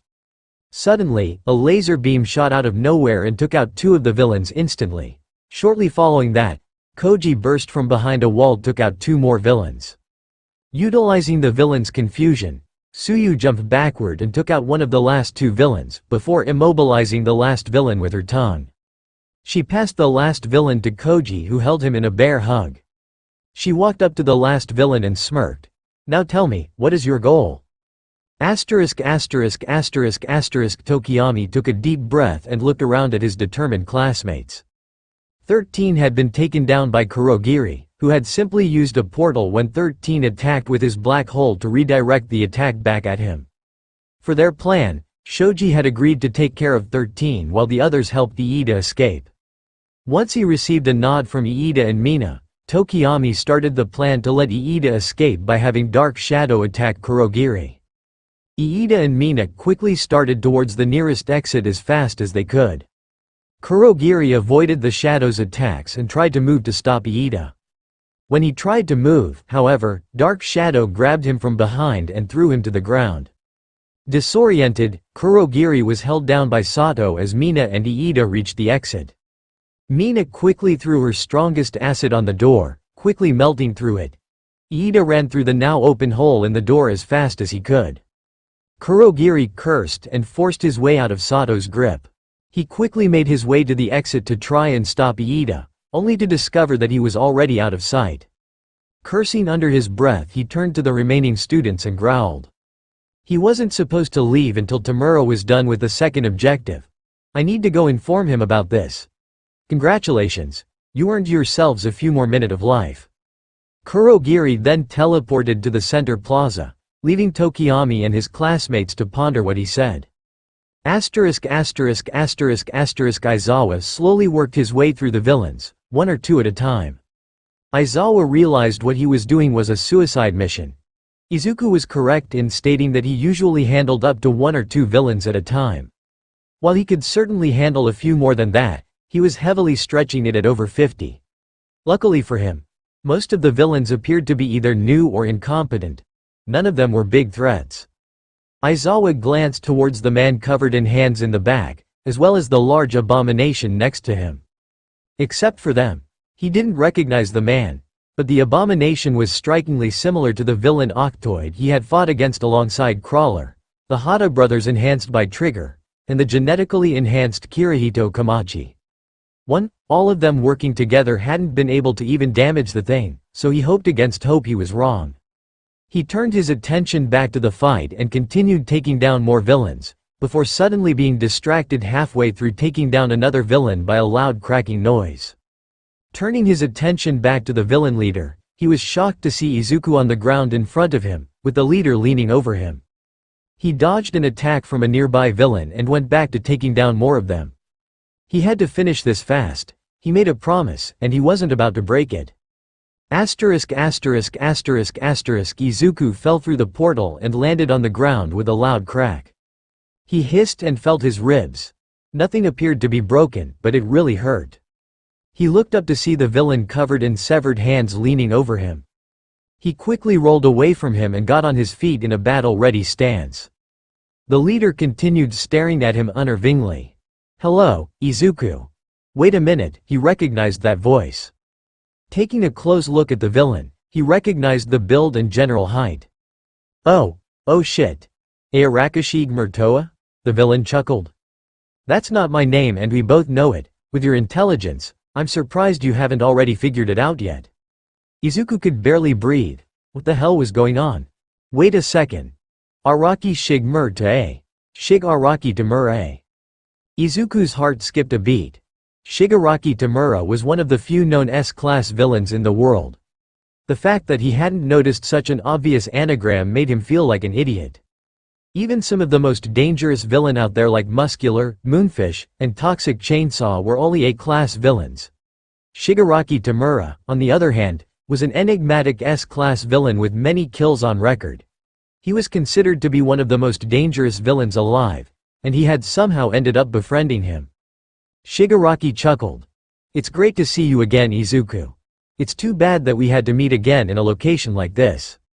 What was he doing? He had to run.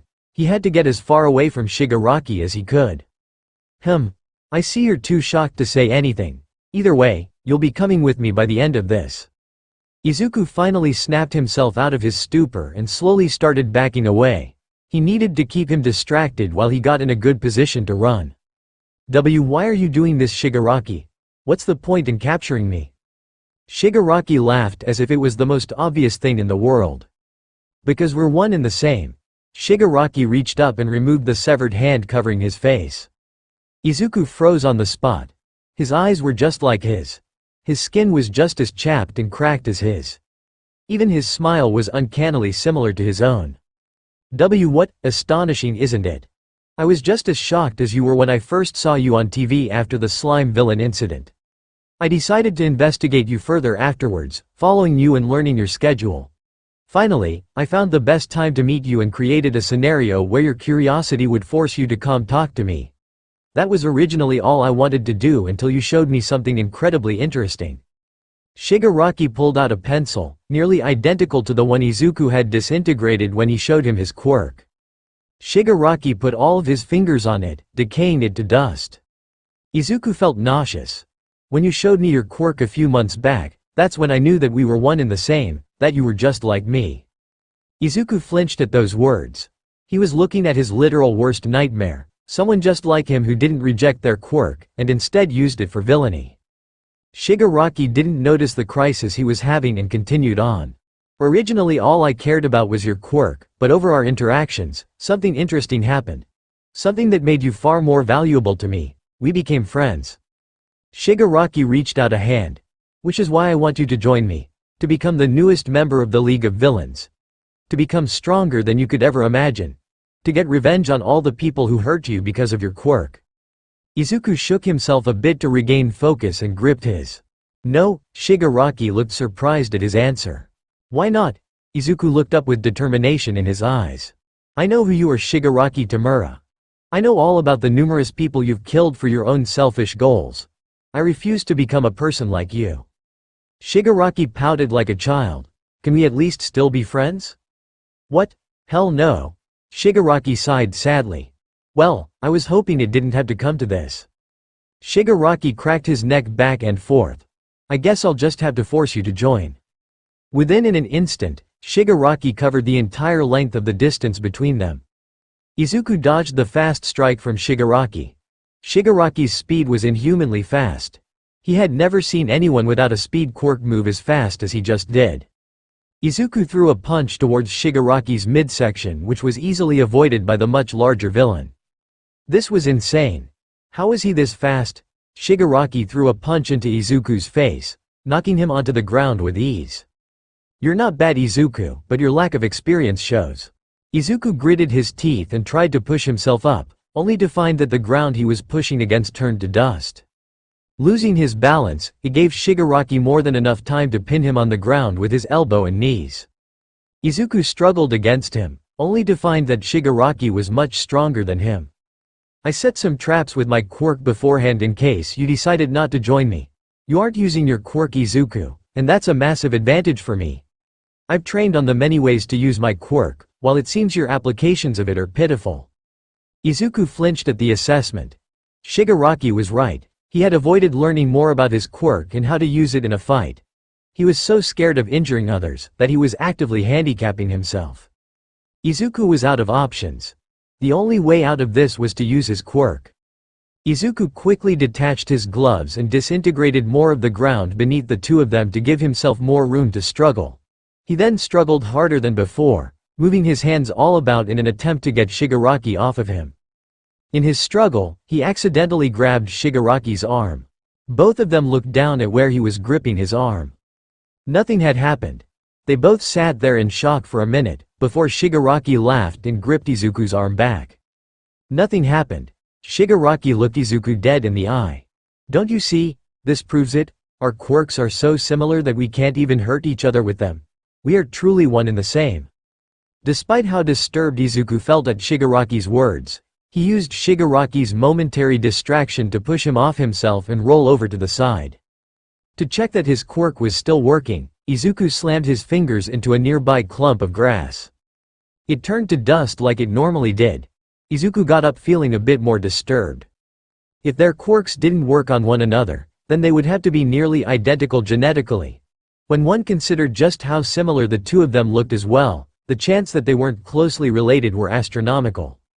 While he was still reeling from this information, Shigaraki renewed his offensive against him, landing 3 powerful hits on his torso. Izuku groaned and tried to get up, only for Shigaraki to throw dust in his eyes. He hissed in pain and clutched his eyes. While he was distracted, he felt another hard blow to his face, making him feel like he was on the verge of unconsciousness. He was a fool to think he was ready to go up against an S-class villain like Shigaraki. He wasn't ready for this at all. He had to use his last resort if he wanted to get out of this alive.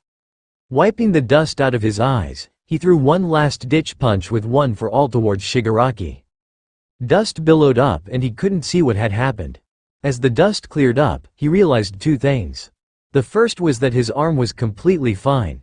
He hadn't broken it with his punch. The second was that his fist was currently pressed against the abs of the black abomination he had seen earlier. The abomination looked down at him with its dead eyes, seemingly not even caring about the massive hit it had just taken to its stomach. He heard Shigaraki laughing from behind the abomination. "Thanks, Nomu, I probably wouldn't have reacted to that in time. Now immobilize him. Be careful to avoid putting him in a position where he could touch you with his hands." Izuku struggled as the abomination lifted him into a position where he couldn't move his arms. He struggled to try and touch him with his hands, but couldn't seem to do it. Nomu turned him around to face the now curious-looking Shigaraki. "How amazing, how truly astonishing. You, Izuku Midoriya, have two quirks. I can't wait to show this to sensei." Izuku's heart stopped. "Izuku," his mom started. "There's one thing I want you to remember no matter what." 8-year-old Izuku looked up in curiosity at his mother. "If a villain ever refers to a sensei or is referred to as sensei, I need you to run as far away as you can." Izuku cocked his head in confusion. "Why? That's the name All for One makes his followers call him." Shigaraki looked at him in confusion. "How do you know sensei's villain name?" "No matter, I'll be bringing you to him soon enough." So that's why Shigaraki befriended him. To deliver him to All for One. Izuku struggled and thrashed, then he ever had to no avail. "Please Shigaraki, if you ever considered the two of his friends, don't take me to All for One. He'll kill me." Shigaraki looked at him in confusion. "What are you talking about? I'm sure sensei will love you, just like he loves me." Shigaraki pulled back a fist. "I'll show you when you wake up." Shigaraki punched him hard in the face, and everything went black. Shigaraki staring in confusion at the unconscious child in Nomu's arms. Why would he believe that sensei would want to kill him? Sensei was the kindest man he knew. He would surely love a new addition to their family. He heard Kurogiri teleporting behind him and turned to him. "Ah, Kurogiri. I was just finishing up here. You can go ahead and take the kid back to base. I'm done with him for now. We can handle him when we get back to base." Suddenly, Shigaraki felt a presence next to him. Dodging to the side, he avoided a powerful kick from Eraserhead. "Nice move, Eraserhead. You truly are an impressive hero." He motioned with his hand towards Nomu, but not impressive enough. Nomu dropped Izuku's unconscious body carefully, before quickly slamming Eraserhead into the ground by his leg. Eraserhead screamed in pain as Nomu thrashed him around like a rag doll. "Nomu, stop." Nomu stopped thrashing him and dropped him on the ground. Shigaraki walked up to the badly messed up Eraserhead and smiled down at him. "What were you hoping to accomplish with that move? Kurogiri, Nomu, and I are far stronger than the small fry you just took out. With how tired you are, surely you knew that you wouldn't even be a challenge." Eraserhead was clearly struggling to breathe. "I made a PR promise to protect a key kid." Eraserhead forced out. "And I'm not about to break it now." Shigaraki chuckled. "How impressive and noble. I'm nearly willing to keep you alive." Shigaraki moved to rest his hand over Eraserhead's chest. "Nearly. I am here." Shigaraki jumped up and noticed All Might now standing at the entrance to USJ. What? He shouldn't have arrived here this quickly. Kurogiri, what's going on?" "As I was about to tell you before," Eraserhead interrupted, "one of the children escaped work. I was unable to stop his escape." Shigaraki grit his teeth. "Damn it all to hell. Kurogiri, teleport Izuku back to base before he reaches US." Shigaraki turned towards where Izuku's body was, only to find it missing. He turned his head back to the entrance to see a black bird-like creature speedily carrying Izuku back to the entrance. He grit his teeth in frustration. "Kurogiri, stop them." "Oh no you don't." Out of nowhere, a blonde kid with grenade gauntlets appeared and landed on top of Kurogiri. As Kurogiri tried to get up, the blonde put his hands over Kurogiri's neck. "Earlier when I attacked you, you moved out of the way of my attack and said I was dangerous. You wouldn't have said that unless I was a threat. That means that there is something for me to blast beneath your mist." Kurogiri stilled and stopped moving, understanding the implication. Shigaraki turned back to Eraserhead, intent on making him a hostage, only to find that his body was seemingly floating away. Listening closer, he could hear footsteps in time with the body that was floating away. Damn it all, how did things shift so heavily from his favor in a few seconds? He looked around and cursed. He didn't have many options left. Nomu, distract All Might. I'll rescue Kurogiri. He turned and dashed at the brat standing over Kurogiri.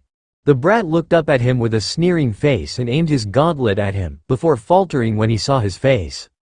Taking advantage of the lapse in concentration, he easily knocked the brat off of Kurogiri, who near immediately teleported them a few hundred feet away. Shigaraki looked back at All Might, who was currently fighting with all his might against Nomu. Kurogiri, try and teleport my hand into All Might's weak point. Kurogiri created a portal that Shigaraki stuck his hand through, almost to immediately have it forced out. Damn! His punches are too strong. The shockwaves are too damn powerful to get past. He needed Nomu to immobilize him, but looking at their fight he wouldn't be able to anytime soon. He needed to get All Might off balance. He needed to make him falter enough for him to land attack. It's no use All Might. Nomu is designed to beat you. No matter how much you push yourself to the limit, he'll just keep fighting. All Might didn't even flinch at those words. He's designed to test my every limit, you say? Then I guess I'll just have to go beyond my every limit? I guess I'll have to go beyond. All Might tore off Nomu's arms. Plus, All Might punched Nomu as hard as he could in the chest. Ultra! Nomu went flying, breaking straight through the dome. Shigaraki stared at where his greatest weapon had just flown out of the dome. He had no other option now, he needed to leave. He distantly heard All Might talking about his villainy and evil in the background, but he didn't care. He turned his eyes to Izuku's still unconscious body at the entrance, laying still right next to a bird-headed teenager.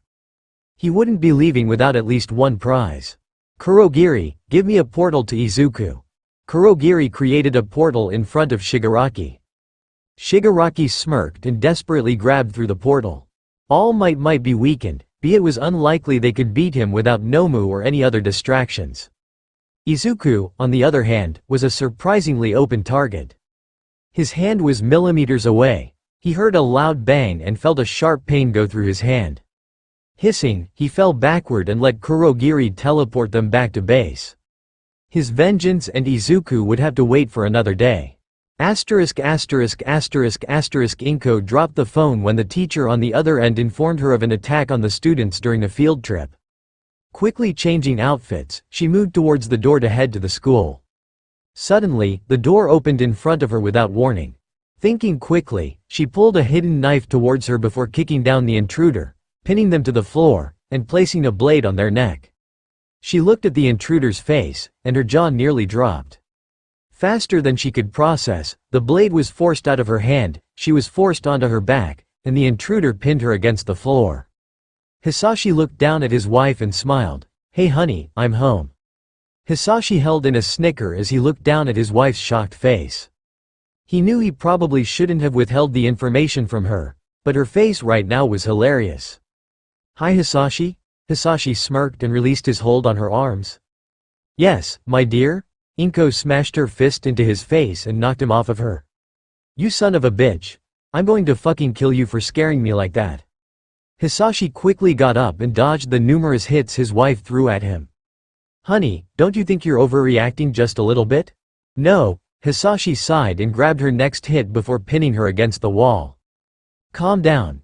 I'm sorry for not alerting you ahead of time of my arrival. It was short-sighted of me and I didn't think you would react this badly. Inko relaxed in his grip. No, I'm sorry. The door just swung open and I got scared, because of. Inko froze. Shit, Hasashi, we need to leave now. Hasashi looked down in confusion at his wife. Why? Did something happen? Izuku and his classmates were attacked during a field trip by a large group of villains. Hasashi let go of his wife. He quickly checked his hidden knives to make sure they were ready in case of an emergency. He looked back towards her and motioned towards the door. What are you waiting for? Let's go. Hasashi looked down at his unconscious son and growled in anger. How dare anyone touch his precious son? He had a hard enough life already and didn't deserve to be hurt like this. He suddenly felt a pat on his side and turned to see a brown-haired girl pointing to her mouth. He held his hand up to his mouth and realized that smoke was billowing out of it. That hadn't happened in years. He thought that he had gotten rid of that habit. He quickly willed it to stop and nodded at the girl in thanks. She smiled in return and walked over to sit with a group of teenagers that had been sitting in the corner of the room since before they arrived. It was made up of the girl, a bird-headed teen, a large teen with glasses, and a very short teen with purple balls with hair. They appeared to be his son's friends. He would need to remember to have a talk with them later, to make sure they weren't planning anything uncouth with his son. He looked over to his crying wife next to him and wrapped an arm around her. Making her cry was another reason he had for incinerating the person who did this. He noticed Recovery Girl walking up to them. "So, how is he doing?" Recovery Girl sighed and motioned at Izuku. Multiple broken ribs, a broken nose, and a stress fracture on his left arm. Overall, he's in pretty bad shape, but there's nothing life-threatening as of now. Hasashi let out a sigh of relief. "Will you be able to fix the damage?" Recovery Girl nodded. "As soon as he wakes up, I'll take care of most of the damage. Whoever gave him these injuries went to great care to make them temporary." Hasashi filed away that last bit of info for later. He'd ask for information about the attack later when he was visiting his asset. Recovery Girl made a motion to get his attention. "By the way, Nezu requested your presence in his office." Hasashi sat next to Inko outside of the rat's room. He grimaced. Nezu's quirk not only gave him the intelligence and partial body structure of a human but the lifespan of one as well. Nezu had just become principal back when he started his first year in UA. He wasn't particularly looking forward to talking to him again. He heard the ding indicating that the two of them could enter the office. He looked over uncomfortably at his wife, who seemed to be sharing the same feelings as him. They walked into the office. Nezu sat behind his desk, smiling towards them and motioned towards the chairs across from him. Hasashi sat down with Inko and met the rat's gaze. The two stared at each other for a few seconds, before the rat broke the gaze and looked towards Inko. "Welcome back Hasashi and Inko, I see you're doi. Get to the point, Nezu." Nezu frowned. "What? A principal can't just call his two former students to his office to say hello?" Hasashi gave him a disbelieving look. Nezu sighed.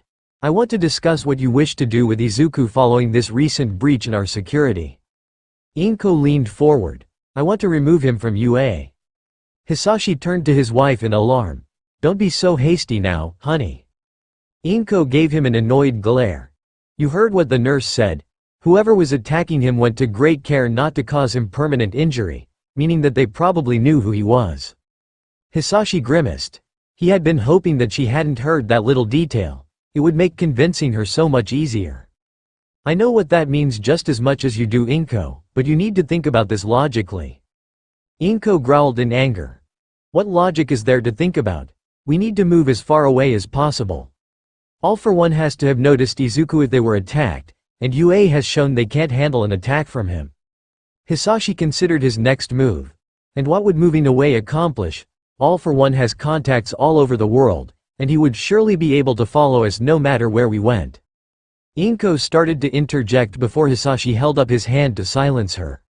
"What's more, would we have handled an attack of this caliber any better? We're both great fighters, but the sheer number of villains from what I've been told was far larger than what we could have handled." Nezu snapped his fingers to get their attention. "If I may interject, they also had two S-class villains, one of which was strong enough to hold his own against All Might, and a high B-class villain with a warping quirk. There were also only two teachers there to defend the children until All Might go there." Inko looked a bit more convinced now. "Look, honey. The attack was a well-planned one with multiple villains, both high and low class, during a time where there were fewer security measures in place to defend Izuku. It wasn't the fault of UA." Inko looked down in defeat. "But how can we trust them to keep Izuku safe? The villains had someone with a warping quirk. What's to stop them from warping Izuku away in the middle of class?" Hasashi patted her on the back and wrapped an arm around her. "I think my boss may be able to help with that." Inko leaned into his one-armed hug. Nezu cleared his throat. "I'm glad we were able to solve that issue quickly. May I please talk to Hasashi alone though?"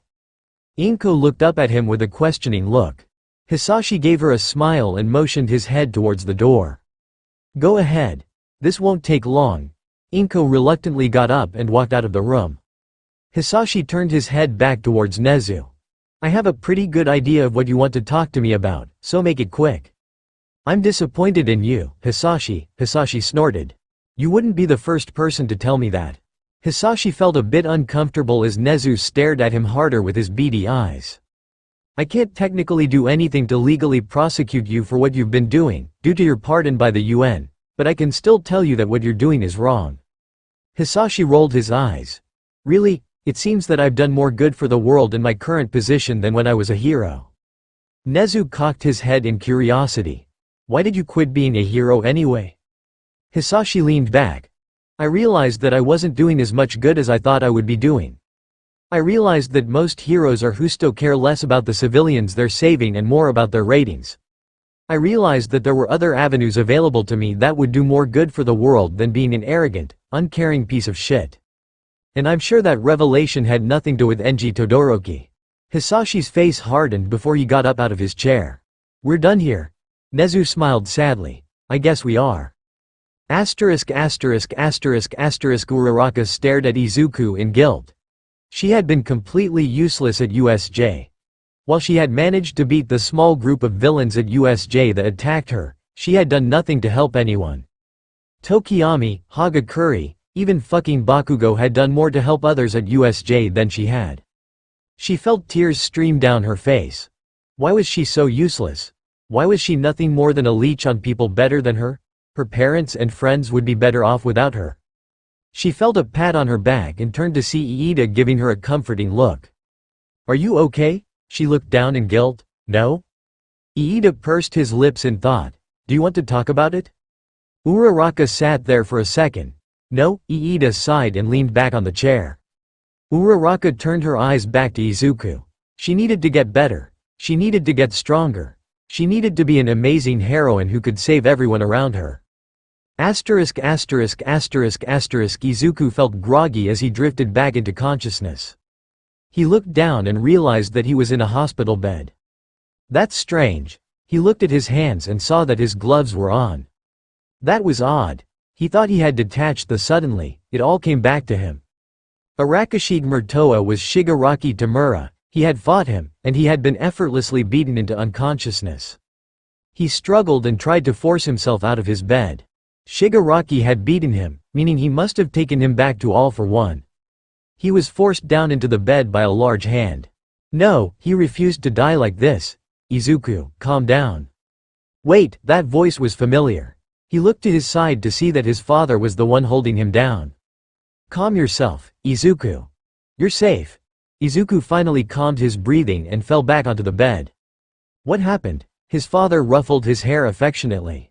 You were beaten in your fight against Shigaraki and fell unconscious. Luckily, your classmates and All Might were able to rescue you. Shigaraki and a few of his associates were able to escape. Izuku looked up in panic. If he escaped, then he's going to come back for me, he's going to capture me and bring me tea. His father covered his mouth to stop his ramblings. Do you really think I'm going to let him do something like that? I'd fucking kill his ass if he tried. His father looked so cold and serious, which was a stark contrast to his normally playful personality.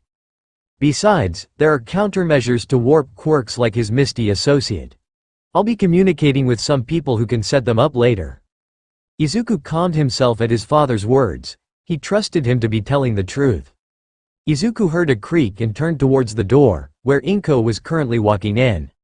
She stopped briefly when she saw that he was awake, before practically slamming into the side of his bed and wrapping him in a hug. Izuku, my baby boy, I'm so glad you're all right. I was so scared when I heard what happened. Izuku felt surprised at the amount of affection his mom was giving him. I am glad that I'm fine too, Mom. I'm sorry for scaring you so bad. His mother smiled down at him before tears welled up in her eyes. She laid her head down on his shoulder. I love you, Izuku. I know I don't tell you it enough, I'm so sorry. Izuku wrapped his arm around his mother, wincing in pain as he did so. I love you too, Mom, Hasashi coughed to regain their attention.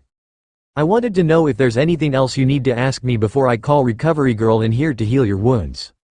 Izuku sat in thought for a second before suddenly panicking. "Wait, what about my classmates, 13 Sensei, and Isawa Sensei? Are they alright?" "Apparently, none of your classmates were injured during the attack besides a few scratches and bruises, but both 13 and Eraserhead are in the hospital. Both of them are projected to live." Hasashi chuckled. "Speaking of your classmates, a few of them stayed around for quite a while to make sure that you were okay. They all had to go home though due to how late it is. They care a lot about you." Hasashi smirked evilly. "I'll make sure to talk to them later." Izuku didn't know whether to laugh or shiver. Either way, is there anything else? Izuku sat in thought for a moment. Shigaraki grinned down at him. "You aren't using your quirk, Izuku, and that's a massive advantage for me. I've trained on the many ways to use my quirk, while it seems your applications of it are pitiful." What Shigaraki said was right. He hadn't been using his quirk to its fullest potential so far, effectively handicapping himself. He needed to improve and learn how to use it. "Can you call All Might for me? There's something I'd like to discuss with him before you call in recovery girl." Hasashi and Inko exchanged glances before Hasashi got up and walked out of the room. A few minutes later, his father returned with All Might in his buff form. "I am here, young Midoriya." All Might was clearly struggling to maintain his form. His smile was quivering and he was sweating hard. All Might walked over and sat down next to Inko, who immediately scooted her chair away from him. After throwing her a look of confusion, All Might turned back to Izuku. "What is it you need?" Izuku stared at him. "I can wait if now's a bad time." All Might's smile became even more strained. "What are you talking about? I'm feeling perfectly fine." Inko rolled her eyes. "Shut up, Yagi." All Might's eyes widened in surprise and he suddenly deflated back into his emaciated form in a burst of steam. Hasashi and Inko stared at his emaciated body before Hasashi started laughing. "I can't believe it, this is so stupid." Inko silenced him with a glare. "How did you get like this, Yagi?" All Might finally shook himself out of his shock. "How do you know my name?" Inko rolled her eyes. "Please. I know that I didn't contact my mother many times before her death, but I was able to convince her to tell me why she had abandoned me. She told me all about you and one for all. It didn't take much effort to connect the dots when a mysterious new hero named All Might popped up onto the scene." Inko glared at him. "By the way, I really don't appreciate that you gave my son your quirk without my permission." Izuku and All Might stared at her in shock. Inko rolled her eyes. "Oh please. Did you really think I wasn't going to investigate my son when he left every day at the exact same time to go and do something he refused to talk about? When I saw you on the beach training him, it wasn't hard to connect the dots." All Might leaned back. "Please don't surprise me again. I'm not as young as I used to be, and I don't want to die of a heart attack just yet." "No promises." All Might groaned before pulling up his shirt to reveal his injury. "I sustained this injury in my fight against All for 5 years ago. I was hoping that he had died from his injuries, but the Nomu creature Shigaraki had with him all but confirmed that he's still alive." Inko and Hasashi exchanged worried glances. Hasashi walked closer to All Might and took a closer look at his injury. "Really serious injury. I honestly have no idea how you're still alive right now." All Might flinched and quickly turned towards Izuku. "Revelations aside, what is it you needed, young Midoriya?" That was incredibly suspicious. "Two things. First, I want to start integrating my quirk into my fighting style, and I was wondering if you could contact anyone to help out with that. I need some kind of gloves or gauntlets that can quickly move off and onto my pointer and ring fingers. I would talk to the support department, but I feel that my request might be a bit too difficult for them." All Might sat in thought. "I know a person or two who can help out with making something like this, but what changed your mind about using your quirk?" Izuku looked down at his glove-covered hand and clenched his fist. "I've been actively using my quirk as a last resort. During my fight against Shigaraki, I realized that I was making myself weaker by refusing to use it." Izuku grimaced. "Whether I like it or not, Shigaraki showed me a few ways that I can use my quirk outside of killing people with it." "What does Shigaraki have to do with this?" Shigaraki reached up and removed the severed hand covering his face. Izuku froze on the spot. His eyes were just like his. His skin was just as chapped and cracked as his. Even his smile was uncannily similar to his own. Izuku shook himself out of his memory. That was the second thing I wanted to talk to you about. Before we fought, Shigaraki removed his mask and I got a good look at his face. It was uncanny just how similar he looked to me. On top of that, I got a good look at his quirk. It was identical to mine. Hasashi, Inko, and All Might all froze in shock. On top of that, when we touched each other with all 5 fingers, neither of our quirks activated. Our bodies were literally immune to each other's quirk. Hasashi frowned. Which means your quirks would need to be nearly identical genetically, which would be nearly impossible if you weren't related. Add that on top of your similar appearance, and the chances of you two not being related are astronomically small. Inko closed her eyes in thought. There's only one person I can think of who fits Shigaraki's profile and age, but he's supposed to be dead. Inko opened her eyes and turned to All Might. Do you think you could get me in contact with a police officer to point them in the right direction? All Might nodded. I know just the guy. All Might turned to Izuku. Is that all? Izuku nodded. All Might smiled and patted him on the head. Then I guess we'll see you when you wake up. Hasashi checked his surroundings to make sure he was alone. Satisfied with his survey of the surrounding area, he pulled out his phone and dialed his boss. He heard the click indicating that his boss had answered. Jaldabath speaking. He groaned at his boss's stupid code name. Boss, it's me Hasashi. There's a favor I want to ask of you. He heard a glass being set down in the background. Ah, Hasashi. I was just about to call you to check on your progress. Inform me of that, then I'll consider your little favor. His boss sounded like he was in a good mood. I haven't been able to start yet due to my son being injured in a villain attack during a field trip. I was planning to start later tonight. I presume your son was the student injured in the UA attack then. Like father like son. That's a good enough excuse on why you haven't started yet, I guess. I would like to inform you, however, that doll has already completed your previous assignment. Great, now he was taunting him. I don't care. The big problem here is that the main villain behind the attack was specifically trying to capture him. You know what that most likely means. He heard his boss humming and thought. So, All for One is specifically targeting your son. It's quite odd that he would target him during a field trip of all things. It doesn't quite fit with his previous kidnappings. I'll look into it. What's the favor you need from me? Hasashi took a deep breath. I was wondering if you could ask someone to set up warp quirk countermeasures around my son. Hasashi held his breath. That's a very expensive favor, Hasashi. They're seldom used outside of prisons for a reason. All for One doesn't just target people for no reason though. If he's after your son, then I don't want to know why. I'll grant your request, but it'll be coming out of your paycheck. Hasashi let out his breath. Thanks, he heard his boss chuckling. Oh, I'm sorry, did the great Hasashi just thank someone? Hasashi promptly hung up. He sighed and flipped through his contacts. He knew what he had to do now. His finger clicked on Enji Todoroki's contact. He waited for a second as the phone rang. What do you want, Hasashi? Hasashi growled a bit under his breath. What, are you not even going to say hello to an old friend? He heard a loud thud. Don't play games with me Hasashi, what do you want? Hasashi frowned. This was not going near as good as he had hoped. I want you to meet me for lunch at that restaurant we both used to love going to with Inko on Friday nights. Enji remained silent for a few seconds. When? Hasashi smiled. How about next Wednesday? Fine. Hasashi was promptly hung up on. Hasashi put his phone in his pocket and sighed. That could have gone a lot better. He checked that his knives were in their holsters. He had something else he needed to complete tonight. Katsuki stared at the ceiling in silence. He knew it was way too late and that he should be asleep, but he couldn't help but be bothered by the day's events. The villain leader was running quickly towards him. Katsuki grinned. Whatever, it didn't matter how strong the villain was, he would beat him all the same. He aimed his gauntlet at the approaching figure, who made no moves to dodge. Then he got a good look at the figure's face. It was uncannily similar to the shitty Deku.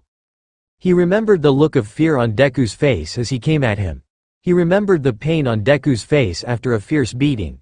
He remembered all the times he had beaten Deku into submission and called him a villain to try and make him fight back. Katsuki faltered. The villain easily knocked him aside and disappeared. Katsuki shook himself out of his memory. How could that villain be so similar in appearance to Deku?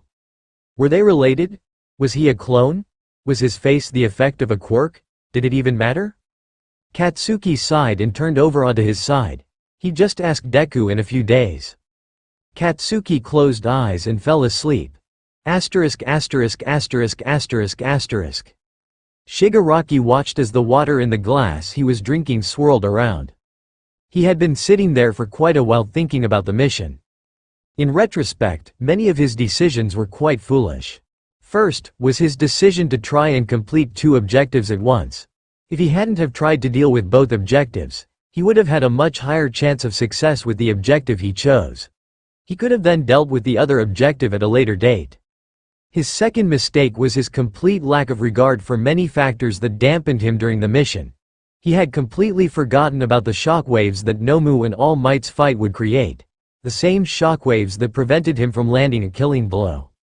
Third, was his utter disregard for the students. He didn't do enough to prevent them from interfering with his plans. He had severely underestimated them, and that had led to him losing Izuku as a hostage, and being very nearly captured himself due to Kurogiri being taken out by the blonde. His final mistake was the use of such weak common thugs as minions. Most of the minions he had hired were weak common thugs who weren't strong or skilled enough to be considered a full-on villain. This was shown in how easily they were dispatched by Eraserhead and the hero students. In the future, he would need much stronger allies for his league. Besides his failures, there was one other thing that bothered him. Izuku's reaction to hearing about Sensei was so strange. He had seemed absolutely terrified of the idea and had fought so hard to avoid capture. It was so odd to him. Why would anyone be scared of Sensei? Sensei was the kind person who helped him when no one else would. Sensei had cared for him immensely ever since the day he took him in. Sensei was in every sense amazing. But then why was Izuku so scared of the name? Shigaraki considered the thought for a minute. The most likely explanation was hero propaganda, teaching him about the evil of villains and how terrible they were. Since Sensei was the top of all villains, Izuku must have thought that he was the king of evil. Yeah, that had to be it. There was no way that Sensei was anything but amazing. Shigaraki finished his glass of water and turned on his game console. He'd worry about that later. For now, he would just try to relax. Hasashi stood on the roof of the base of operations for his informant. Hasashi looked down at his mask and groaned for what felt like the 1000th time at its stupid design. It was a blue and yellow devil mask with a large smile plastered on the front. His boss forced everyone in his division to wear it to meetings to conceal their identities. It also recorded everything he saw, which his boss could later observe for suspicious activity. Wearing the thing wouldn't be a problem if the design wasn't so stupidly intricate and impractical for combat. He forced the thing over his face while mumbling under his breath. He'd just remove it quickly if things went wrong. He checked his body to make sure his knives were in place, before pulling his sword out of the sheath on his back and checking it one last time. The edge was just as sharp as he remembered, so he should be fine. He put the sword back in its sheath and jumped over the edge. The two guards on the outside panicked as he leapt down in front of him. They pulled out their weapons and aimed them at him. "Take me to your boss." The code word is dragon. The two goons stopped and looked at each other before moving aside and letting him pass by them. "Continue down straight to the end of the hall, turn left and he will be in the fourth door on the right. He's expecting you, so just walk right in." Hasashi nodded in appreciation and walked through the base to the location. He stood outside the door and took a breath before walking inside. Inside, there were 3 men that he could see at a surface glance. Looking around, he could see a few more who were most likely there in case things went south. He turned his attention to the 3 men directly in front of him. On his left was a man in a white raincoat of average build. He didn't appear that threatening until you looked at his mask. A black plague doctor's mask with gold trim. The staple of Hasaikai. From what Hasashi remembered, his went by chronostasis. On his right a very large, muscular man with long light-colored hair. He wasn't wearing a shirt and he had a pair of leather straps attaching metal to his knuckles. His plague doctor mask was very leathery in appearance and looked tattered and unkempt. From what Hasashi remembered, he went by Rappa.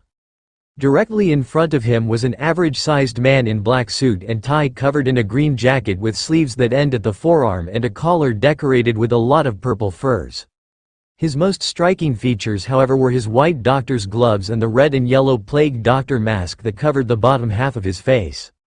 The two of them stared each other down for a few minutes, neither wanting to back down first.